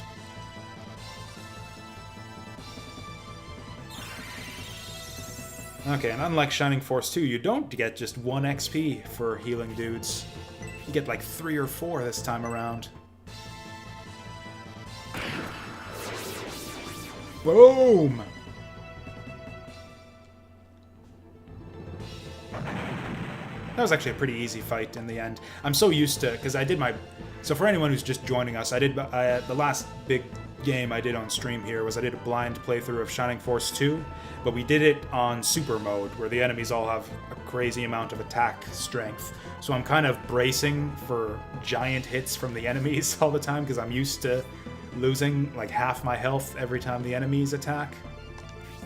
The damage numbers here seem a bit more reasonable in this game, though, which is probably the way it would have been in Shining Force 2 if I'd have played on normal.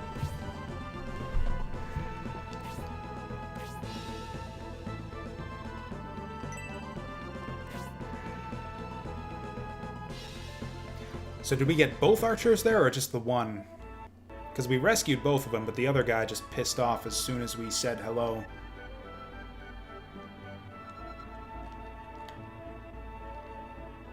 Oh, right, he said he was gonna, like, go back and bear witness or whatever so that we, get out of trouble.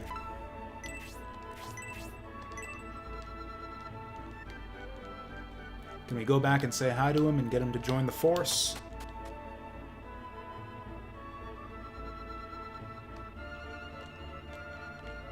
Oh, hey, shop's back open.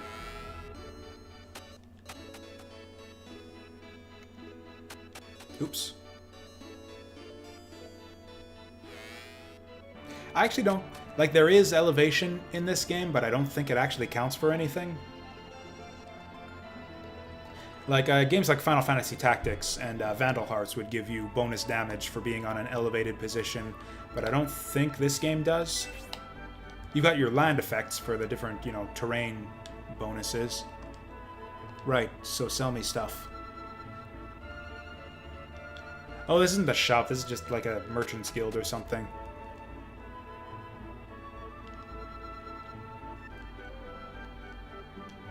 Oh yeah, we can save.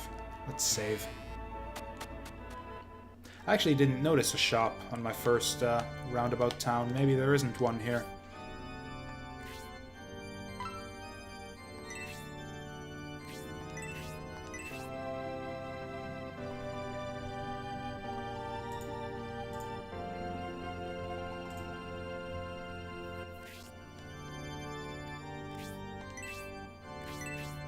Oops. So we're just going to take a quick refreshment break here. I'm going to refresh my coffee and maybe get some snacks too. We'll be back in a second.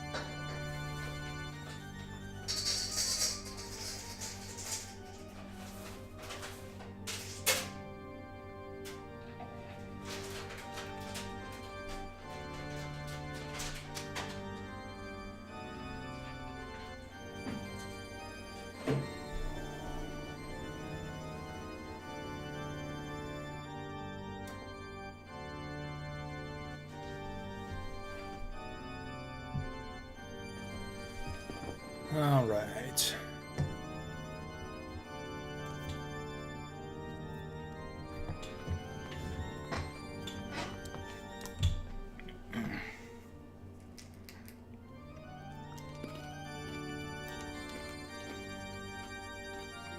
Oh yeah, as far as the voice acting in this game, it seems like it's just been limited to like combat shouts and battle cries and that kind of stuff so far. Which again is pretty typical for 32-bit games. Again, Star Ocean did it the same way. It's been pretty charming. I don't know, I see people talk about how bad voice acting was back in these days, complain, oh, Symphony of the Night, laughably bad, Star Ocean, laughably bad, Mega Man X4, Mega Man... I think there's a certain charm to this kind of style. I've always liked the voice work in these games. I don't like how people just like dismiss it and talk shit about it out of hand all the time.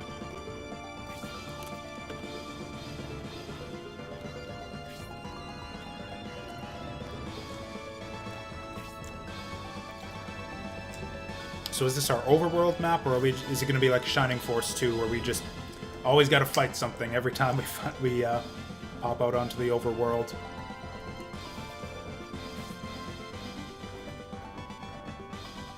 Hey there, Basil. Yep, we're continuing forward with the Shining Force 3 train. Took a little bit of a break, brief diversion over to Yoshi's Island, but yeah, we're back on the Shining Force train. Shining Force... Oh, you know what that is? I was gonna say Shining Force Station, making a Shining Time Station reference. That's actually the name of the website, with like all the Shining Force fans on the internet. It's Shining Force Station, yeah. I wonder if they're making the same connection there to Shining Time Station.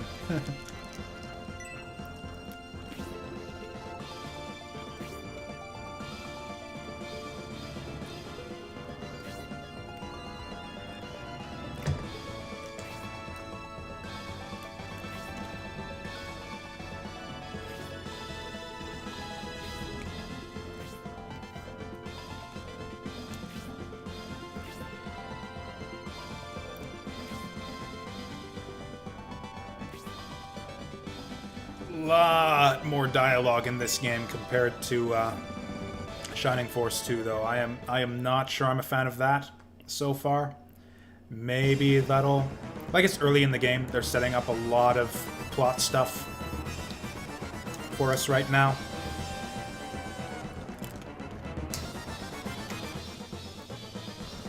I know they're made by two different companies, but so many things in this game remind me of Star Ocean 2. Star Ocean 2 was like that too, where it was really heavy on exposition and dialogue in the early game. And then it just kind of falls by the wayside by the time you're like 10 hours in, and then it's just almost no plot and dialogue after that.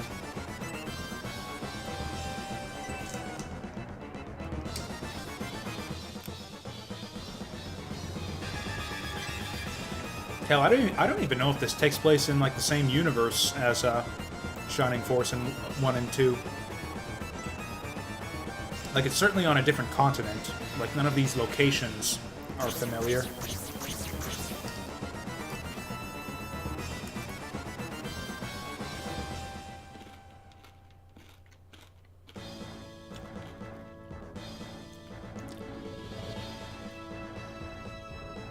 They're just gonna run away again?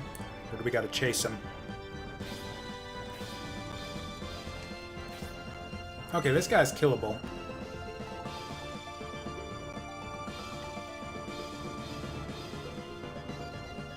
Cursor's a little bit tough to, I don't think we're gonna fight this guy right now. I think we can just leave him be on his merry way at this stage in the game.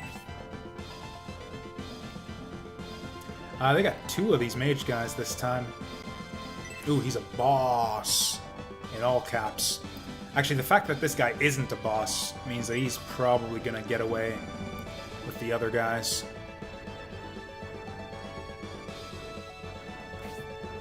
Okay, so what's the strategy here? Probably same as the first game. Stick to the woods, get your land effects.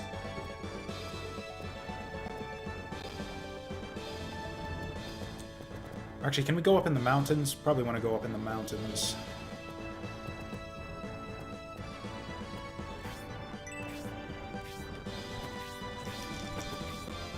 Okay, Bat's coming over the mountain. That probably works to our advantage, because he'll just fall on our sword before the monks even move in.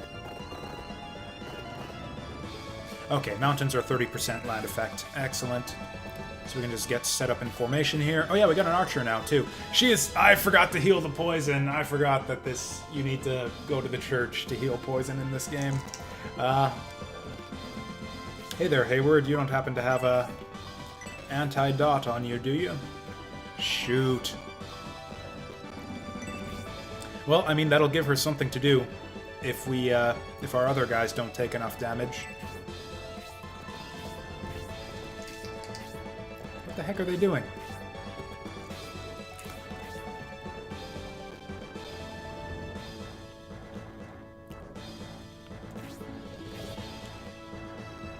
Kind of want to go up and fight him.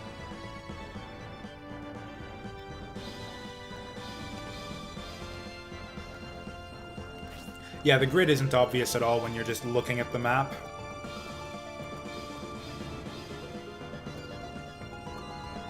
Yeah, it's only really evident once you see the glowing squares and everything. You know what? I don't think I want her up front. We'll keep her in the trees, actually. We'll just have her hold position for now. Ooh, the bat's not taking the bait.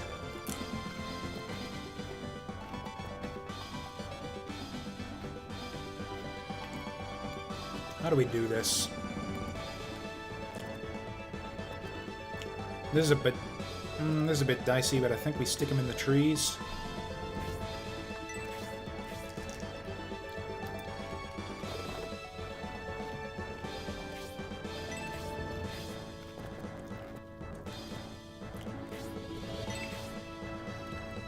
That bat's gonna take a bite out of her right away.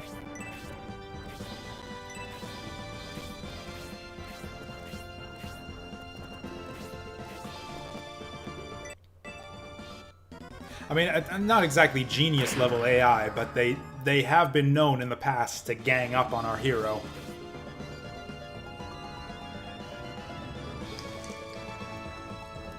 So I'm trying to not give them the opportunity to do that.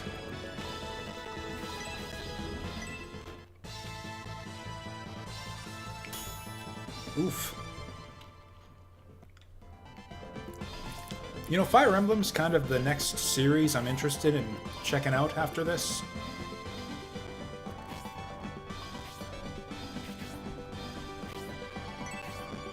Yeah, let's just shoot him, or sword him from here. Wow, he got a lot out of that level up.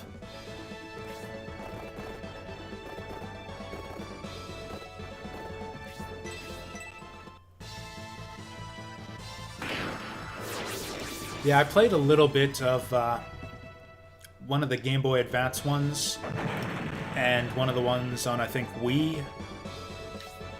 And then also, I checked out via emulation one of the ones on Super Nintendo, but I forget which ones. If I did start getting into the Shining Force series, I would probably start with the earlier ones, so I would get like check out the first Super Nintendo one, and then see where we go from there. I usually like to start, you know, getting into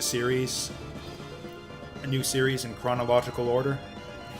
So like I'll start with, I tried out Fire Emblem on the NES too, or on the Famicom, and it was a little bit too archaic for my liking.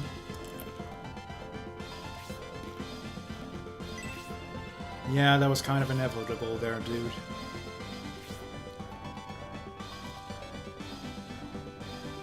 Oh, that one's getting away too, though.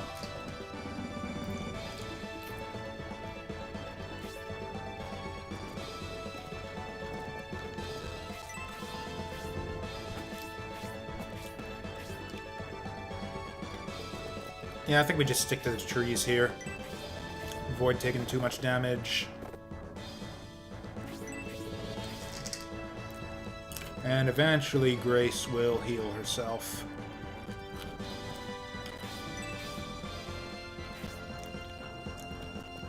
Actually, are we in range here? Nah.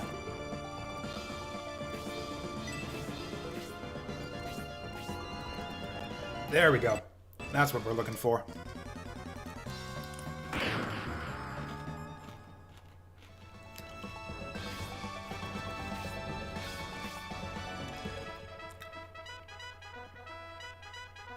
What?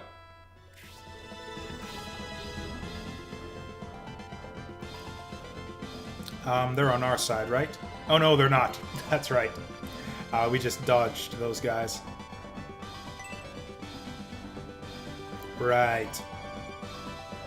So that's not great.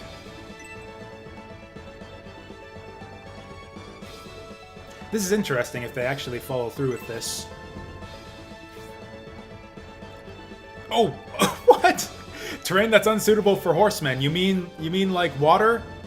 You mean like horsemen can't just walk on water?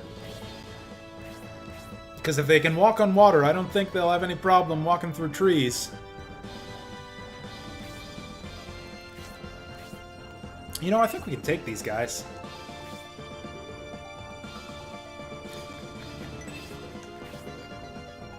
These Sarah cunts. I'm just saying what's written on screen.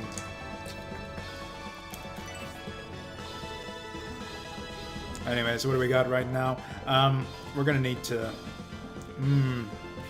Okay, keep her away from the horsemen.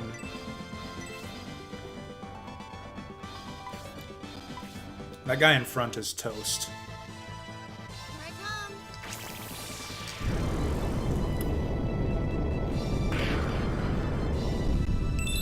I mean, another big improvement over the previous game, they removed that unnecessary E at the end of the Knight abbreviation. That always bothered me, that Knights were... They just stuck that extra E on the end of the KNT abbreviation for no apparent reason.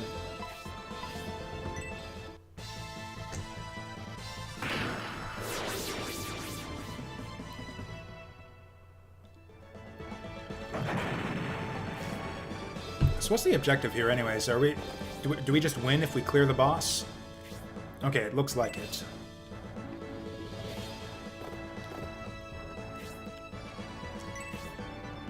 Yeah, I think we just stick to the trees here.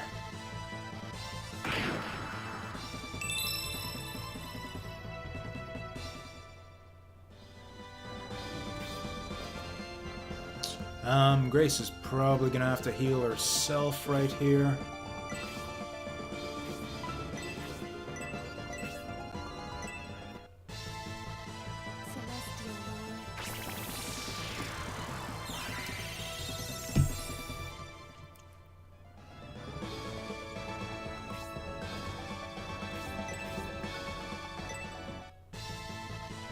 Celestial Wait a second.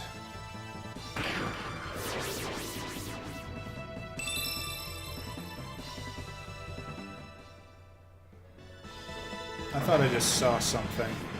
So we got Mask, Monk. I thought I just saw a class name there that was more than 4 characters.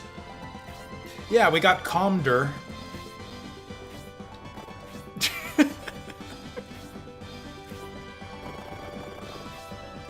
I swear to God, it's like some translator at Sega is just taking the piss here.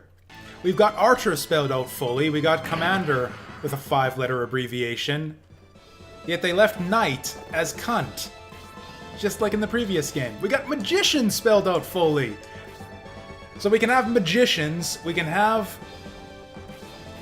Archer. Hell, they're spelling out Knight right here for Nantares, but for some reason the enemy Knights are cunts. I guess that's fine. I guess I'm actually fine with that, now that when I put it in those terms.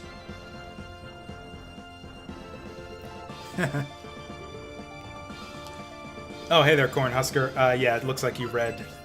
Yeah, the stream title and tags and everything. Yeah, we're going in blind here.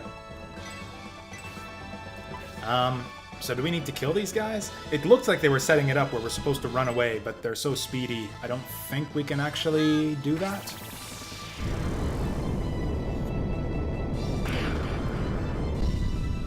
Like, their stats didn't look that intimidating. I think we can fight these guys pretty easily. We want to max out damage here, actually. We'll get killing blows with the archers and with Synbios. Okay, thankfully these bats are just dicking around.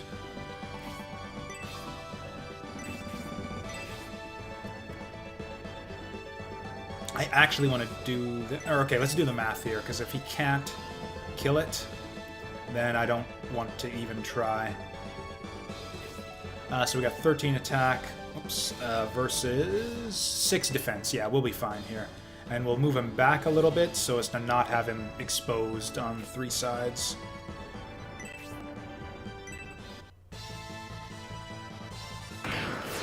It's scarier than it looks. We do more damage than them.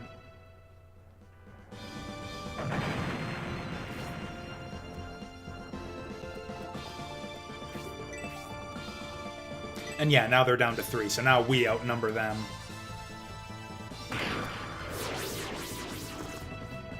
If those bats decide to actually become smart and actually do something with their turns, we'll be in some trouble. But yeah, other than that, yeah, it's 5-on-3 right here, isn't it? On the western front.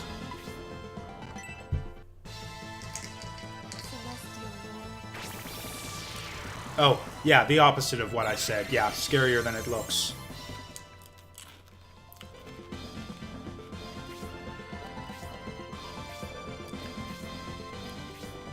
Oh, is he pissing off too?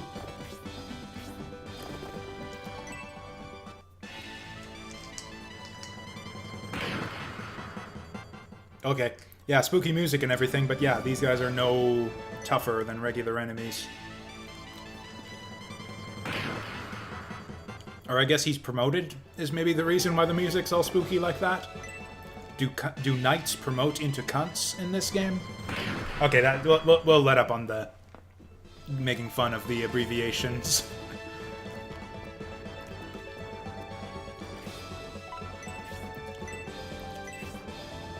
So that's a little bit spooky.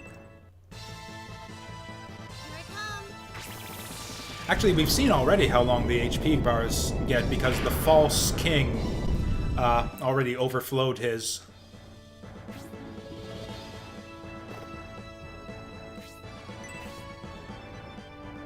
That's actually not super smart. No, we'll spread the damage.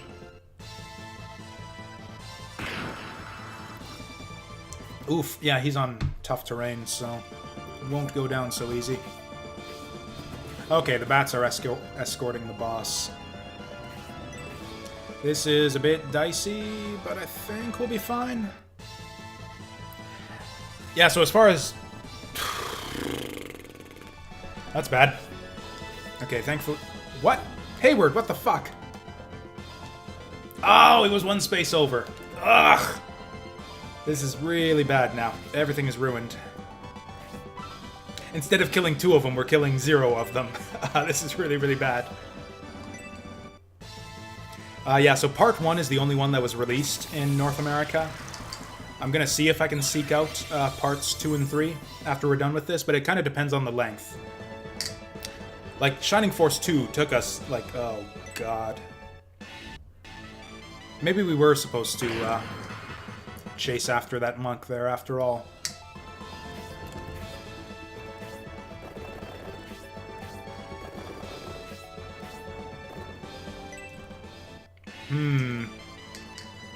But yeah, if this game is like another 40 hours, and they're all the scenarios are 40 hours each, I don't know if I want to run through them one after another. I think we'll space them out a bit if that's the case. If they're just like shorter scenarios, like 20 bucks, or 20 hours, then do we have an egress or a wing or something? Because I'm totally going to use it right now if we do.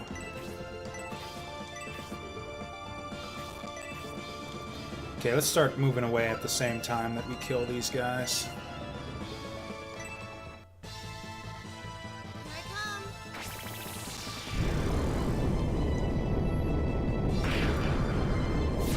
I don't think Shining Force is super rare or anything on the Saturn. I think it was widely distributed when it was first released. Actually, you know what I probably want to do is use an item to heal him here.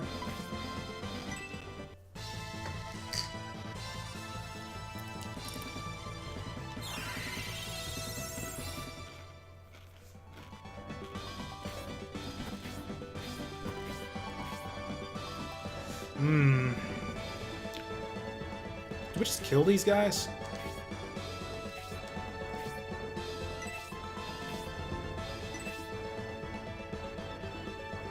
We were probably supposed to go for the monk, but kind of messed that up. We would be doing so much better if I hadn't just chuffed that last round. Oops. He's not going to go down in one hit anyways. We'll just move him back. Full retreat. Oh, hey, we can get first strike on this bat, too. Oh, this camera, though. It's really tough to gauge distance here.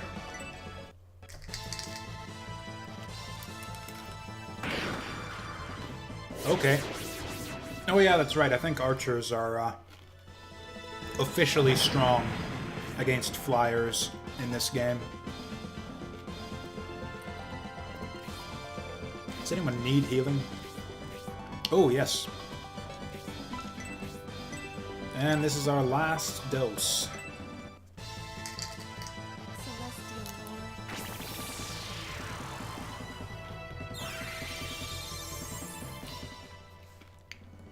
So that's kind of the last of our healing, so I think we need to just rush on that monk there now. Yeah, I noted that about the expiring enemies earlier on, too.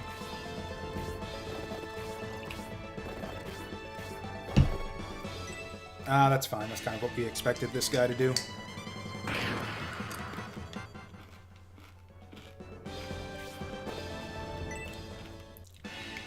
Dantari's is in a bit of trouble now. Never mind, he's fine.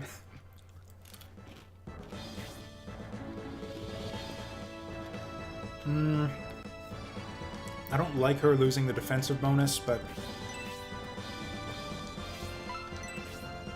Oh god, we're running out of magic now, too. Yeah, we just don't have enough resources to kill these guys. Yeah, if we could If we could blaze as much as we wanted, if we could heal as much as we wanted, I could maybe stabilize this. But yeah, I think we're going to need to beat a full retreat here and just rush that monk, which is probably the way you're intended to do it anyways.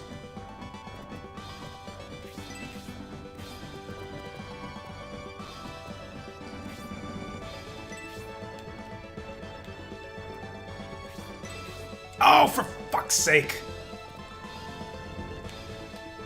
Ugh. Okay, that... Well, we'll see what happens there. That was probably a yeah, that was a big mistake. I thought he was in range, but he was next to him.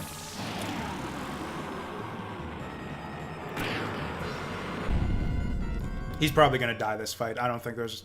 Maybe not from the bat attack right now, but I don't... In the long run, I don't think there's anything we can do to save him.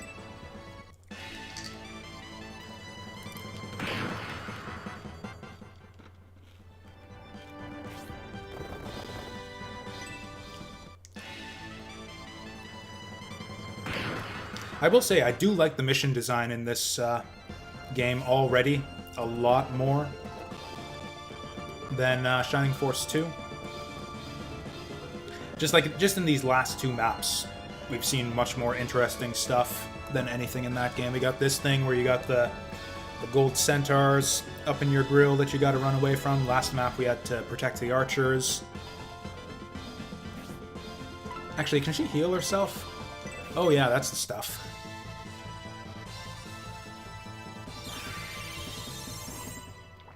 We're gonna have to replace all of these herbs in the next fight.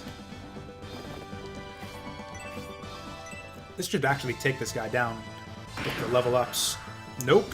Has he just not been gaining attack strength when he levels up?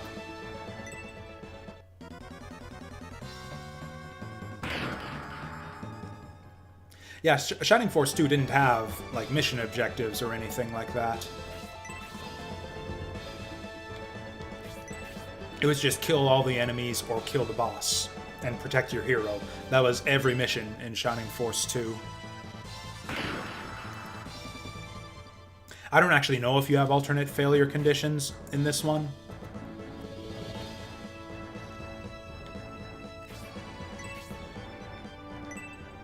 But it seems like you do. The way they set up that last mission, it seemed like we would have lost it if our archers had gone down. Oh boy, oh boy.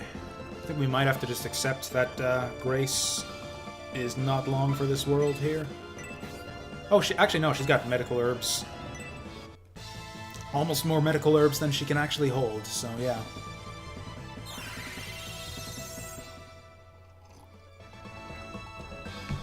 Oh yeah, full XP for using them too, because she's a healer. Oh, of course he picks on the weakling.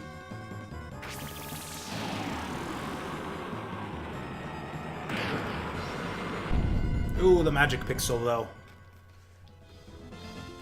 We need to get that bat now.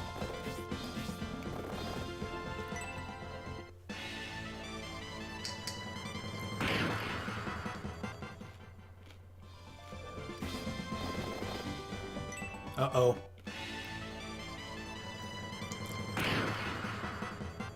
So I think we just have...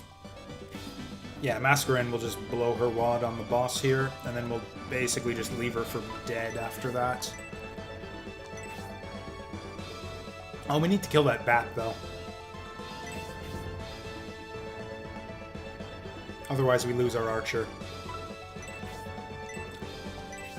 I think this is more important in the long run, though.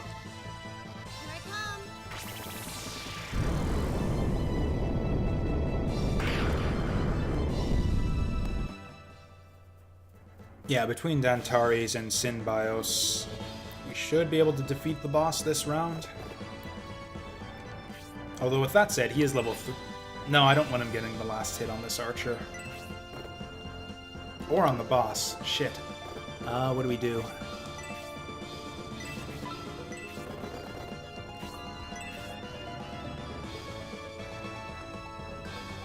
Well, actually, he's probably the only one who can one-shot this guy, so yeah, I might as well do this. Give us one less thing to worry about. Right, so we're... Oh, wow, he's not even going on the archer. Perfect.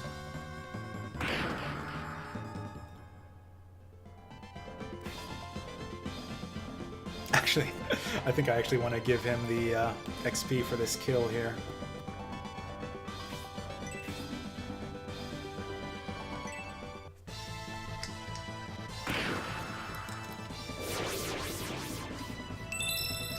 Ah, just like that.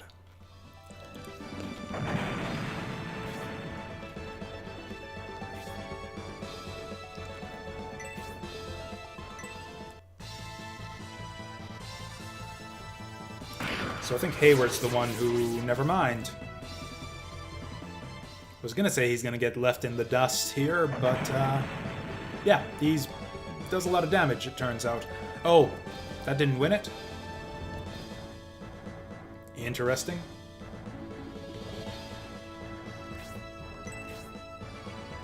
Maybe we gotta go to the town then to escape these guys? Do they actually expect us to kill all these guys?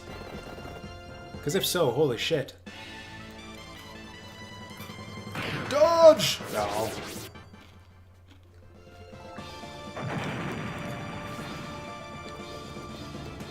Well, I don't have any magic left, so she's useless now. I'm going to try moving the hero to the town. After we harass this knight a little bit.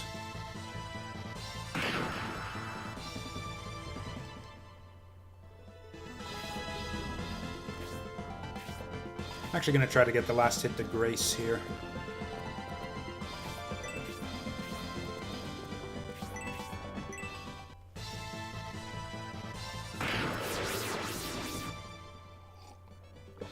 Still no level up.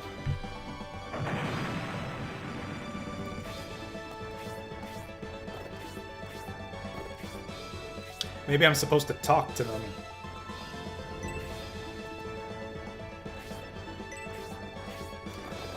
Well...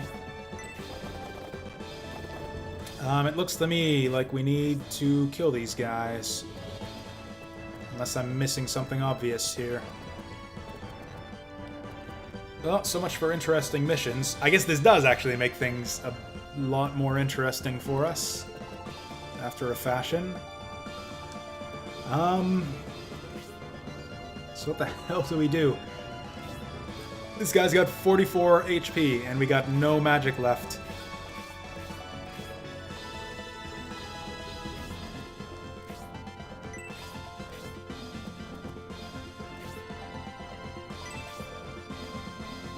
And that poison's still ticking away.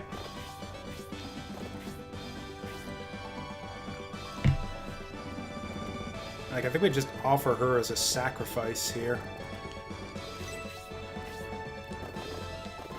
Okay, we'll get them to fight in the grass at least. Also, I think we are gonna need to heal Dantari's here in a minute, but we can wait on that. Actually, I meant to check that out. I don't know if we have egress or not in this game.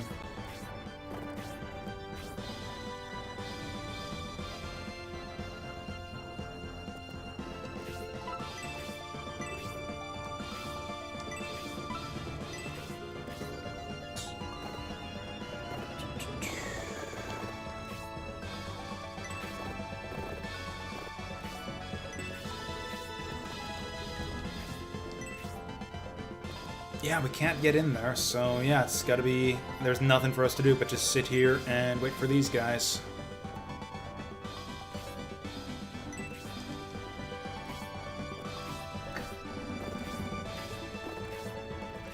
Or maybe we should charge in on them. Here's what we do. We'll use her as bait. Because yeah, she's not going to be useful at all right here anyways. Also, we're not going to want to waste his turns once the shit goes down. So we'll have him just use his herb right now.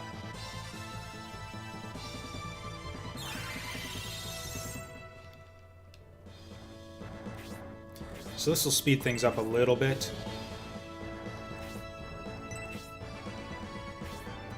There he goes. Oh, shit. Oh, shit. So this is fine. I think she might actually survive this. We'll see. Yeah. Now the question is, do we go straight... I don't know if we even win if we defeat the commander, so I think we'll pick off the underlings first. Also, if she does any kind of decent damage with this attack, I might try to move Grace in to heal her. Yeah, no.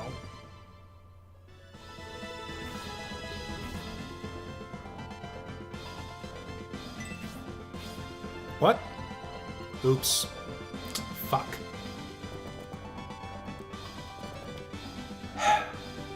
This keeps happening and it's really annoying me. Where it looks like I'm right next to them because of the camera angle. They're a space away from where I think they are.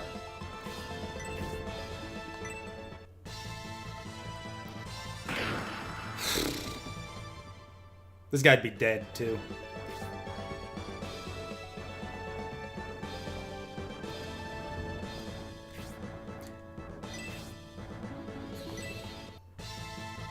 Just bring her forward as bait. She's not... Oh, she actually hits pretty hard. Maybe I should have tried to preserve her.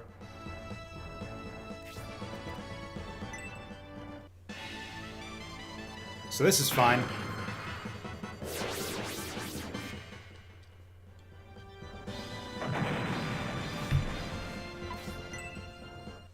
That's kind of not great. I was hoping he'd go for... Oh, he is going for Grace. Okay. So now we're outnumbered. And I think we're out of healing herbs. Maybe we just egress out here. If I have egress, I think I'm going to use it right now.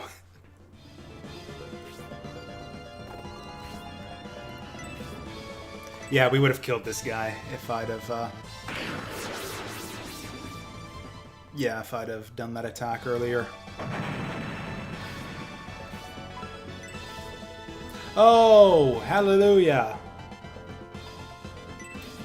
If he has an herb, we might actually survive this. Hmm.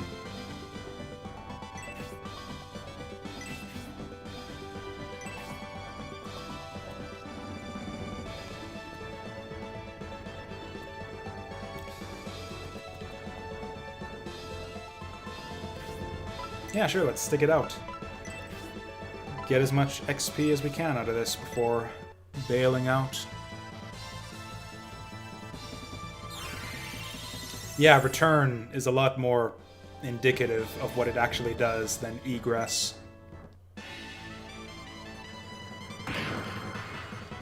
Oof.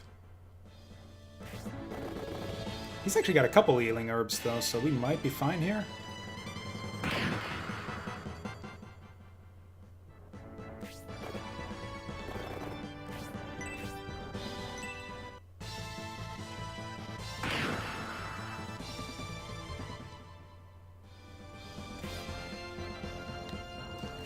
Or do we go for the kill?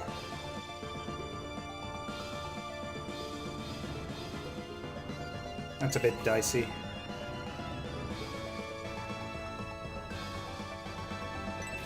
Could also just have him run away.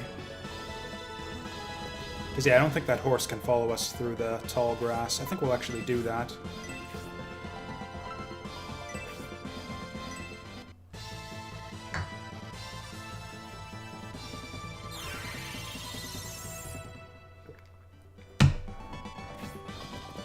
So yeah, he'll be able to, but he actually blocks off the other guy. Because I think horses have bad movement through rough terrain.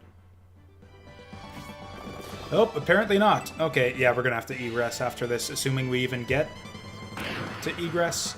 It depends on how the turn order shakes out.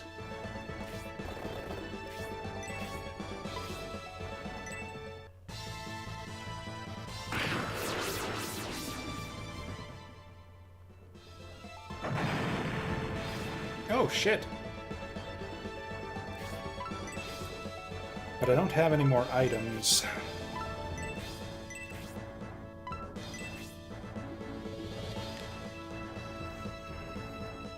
Yeah, there's no way we're winning this. We have no choice but to retreat.